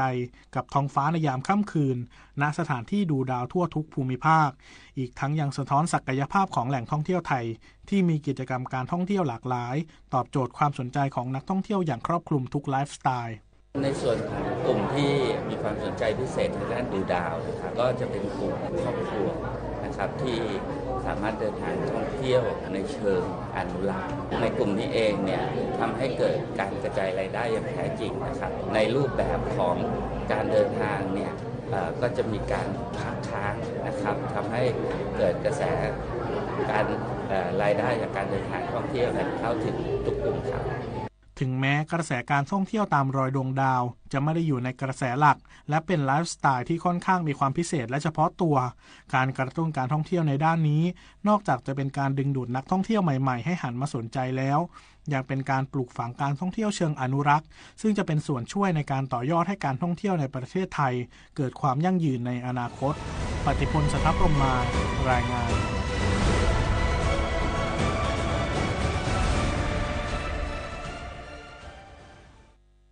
กระทรวงดิจิทัลเพื่อเศรษฐกิจและสังคมและกรมประชาสัมพันธ์จัดการเสวนาชุมชนรู้ทันภัยไซเบอร์นำเครือข่ายของกรมประชาสัมพันธ์และผู้นำชุมชนในท้องถิ่นทั่วประเทศร่วมเฝ้าระวังภัยออนไลน์เพื่อสร้างภูมิคุ้มกันให้ประชาชนใช้งานเทคโนโลยีได้อย่างปลอดภัยติดตามรายละเอียดจากรายงานค่ะปัญหาไซเบอร์ถือเป็นปัญหาสำคัญของชาติที่ส่งผลกระทบต่อประชาชนและเป็นภัยคุกคามต่อความมั่นคงของประเทศรัฐบาลจึงมีนโยบายในการแก้ไขปัญหาอย่างจริงจังและรอบด้านโดยเฉพาะการบังคับใช้กฎหมายที่สอดรับกับการเปลี่ยนแปลงของเทคโนโลยีและรูปแบบกลโกงของมิจฉาชีพควบคู่กับการสร้างภูมิคุ้มกันให้กับประชาชนที่ดำเนินการมาอย่างต่อเนื่องล่าสุดได้มอบหมายให้กระทรวงดิจิทัลเพื่อเศรษฐกิจและสังคมและกรมประชาสัมพันธ์ในฐานะคณะกรรมการประชาสัมพันธ์แห่งชาติจัดแผนการสร้างการรับรู้ภัยออนไลน์แก่ประชาชนอย่างเป็นรูปธรรมโดยนำร่องดึงผู้นำชุมชนท้องถิ่นทั่วประเทศมาเป็นเครือข่ายเฝ้าระวังภัยไซเบอร์มีการจัดเสวนาหัวข้อชุมชนรู้ทันภัยไซเบอร์ทั้งแบบการร่วมรับฟังในส่วนกลางและผ่านออนไลน์ผ่านเพจ NBT Connect โดยศาสตราจารย์พิเศษวิสิทธิ์สรอัตน์ปลัดกระทรวงดิจิทัลเพื่อเศรษฐกิจและสังคมกล่าวย้ำว่าเครือข่ายของกรมประชาสัมพันธ์ตลอดจนผู้นำชุมชนเป็นผู้ที่มีบทบาทด้านการสื่อสารช่วยเหลือประชาชนทั่วประเทศท่ามกลางปัญหาการหลอกลวงจากกลโกงในรูปแบบต่างๆของมิจฉาชีพจึงเร่งปราบปรามควบคู่กับการสร้างความรับรู้ให้กับประชาชนในทุกระดับให้รู้เท่าทันอยู่เสมอและมีภูมิคุ้มกันโดยเฉพาะรูปแบบกลโกงที่มิจฉาชีพจะใช้หลอกลวงโดยใช้หลักทางจิตวิทยาเปลี่ยนรูปแบบไปตามสถานการณ์ซึ่งปัจจุบันเกิดสถานการณ์ความไม่สงบในพื้นที่ชายแดนไทยกัมพูชาและสถานการณ์อุทกภัยจะมีการหลอกลวงขอรับบริจาครวมถึงการหลอกโดยทั่วไปจะยังคงใช้ลักษณะการหลอกรูปแบบเดิมๆคือการสร้างสถานการณ์ให้หวาดกลัวตื่นตระหนกมาข่มขู่หรือหลอกให้รับผลประโยชน์ที่สำคัญในปัจจุบันยังมีการนำเทคโนโลยี AI เข้ามาใช้หลอกลวงให้สมจริงมากขึ้นจะใช้หลักจิตวิทยาเปลี่ยนไปตามสถานการณ์ในเร็วๆนี้ก็จะมีการหลอกลวงขอรับบริจาคนะครับไม่ว่าจะเป็นไปช่วยทหารก็มีเวลาเรามีภัยพิบัติก็จะมีมิจฉาชีพออกมาทำตัวว่าจะมารับไปช่วยเหลือก็มีแต่ว่าในเรื่องทั่วๆไปในลักษณะของการหลอกลักษณะให้เราโอนเงินว่าจะหลอกเป็นเพื่อนหรือหลอกเป็นอะไรเนี่ยก็ยังมีรูปแบบเดิมๆที่จะหมุนไปหมุนมาฉะนั้นเนี่ยจะเลือกเอาบุคคลที่อาจจะมีจุดอ่อนในด้านใดด้านหนึ่งแล้วก็ส่งข้อมูลนั้นผ่านระบบอิเล็กทรอนิกส์เข้ามาทำให้เราหลงเชื่อได้แต่การเปลี่ยนแปลงนี้เกิดขึ้นตลอดเวลาด้านพันตำรวจเอกเกรียงไกรพุทธไทยสงฆ์ผู้กำกับการกลุ่มงานสนับสนุนทางไซเบอร์กองบัญชาการตำรวจสืบสวนสอบสวนอาชญากรรมทางเทคโนโลยีกล่าวว่าการใช้ AI ของมิจฉาชีพทำให้การหลอกลวงมีความแนบเนียนตรวจจับได้ยากโดยเฉพาะการใช้ปลอมเสียง voice cloningเทคโนโลยี AI เนียนมากขึ้นภาพเคลื่อนไหวเริ่มที่จะเข้ามามากขึ้นเราอาจจะบอกว่าเขาเป็นคนจริงนี่คุยกับเราอยู่อันนี้ต้องระมัดระวังเหตุผลที่มันต้องพัฒนาเทคโนโลยีมันไปเตรียมรอแล้วก็อีกการที่จะมาหลอกคนไทยเนี่ยปัจจัยสำคัญก็คือต้องใช้คนไทยถ้ามันยังอยู่ในประเทศไทยนะมันโดนจับแน่นอนมันจะเป็นต้องเอาไปต่างประเทศสมัยก่อนมันยังพอมีไปได้ปัจจุบันเนี่ยการเอาคนไทยออกไปต่างประเทศเพื่อไปทำ call center เนี่ยมันมีความเสี่ยงมากขึ้นปัจจัยเริ่มไม่เอื้อกำลังจับตาอยู่ว่ามันจะเริ่มใช้ความสามารถของเทคโนโลยีปัญญาประดิษฐ์เนี่ยมาช่วยเป็นกลไกเครื่องมือในการหลอกลวงมากแค่ไหนในต่างประเทศเริ่มเห็นมีแล้วเช่นเรื่อง voice cloning ความเสียงหลอก ทางนี้การเสวนาผู้นำชุมชนครั้งนี้มุ่งหวังให้เกิดความรู้ในวิธีและรูปแบบใหม่ๆของมิจฉาชีพในยุค AI วิธีป้องกันและแก้ไขเมื่อเกิดปัญหารวมถึงการสร้างเครือข่ายเฝ้าระวังภัยออนไลน์เพื่อสร้างภูมิคุ้มกันให้ประชาชนใช้งานเทคโนโลยีได้อย่างปลอดภัยมากยิ่งขึ้นมายชัยโยรายงานพระบาทสมเด็จพระเจ้าอยู่หัวทรงน้อมนำหลักธรรมอันประเสริฐกันกรองเป็นหนังสือคู่มือชีวิตพร้อมภาพวาดฝีพระหัตถ์4 เล่มได้แก่หลักการชาวพุทธอริยสัจจภาวนาหลักปฏิบัติเพื่อความพ้นทุกข์ และแนวทางปฏิบัติธรรมนาวาวังพระราชทานเป็นธรรมทานเพื่อทำนุบำรุงส่งเสริมพระพุทธศาสนาและเป็นเครื่องชี้ทางสว่างแห่งปัญญาให้แก่ประชาชนผู้ที่สนใจสามารถดาวน์โหลดอ่านได้ที่ธรรมนาวา .net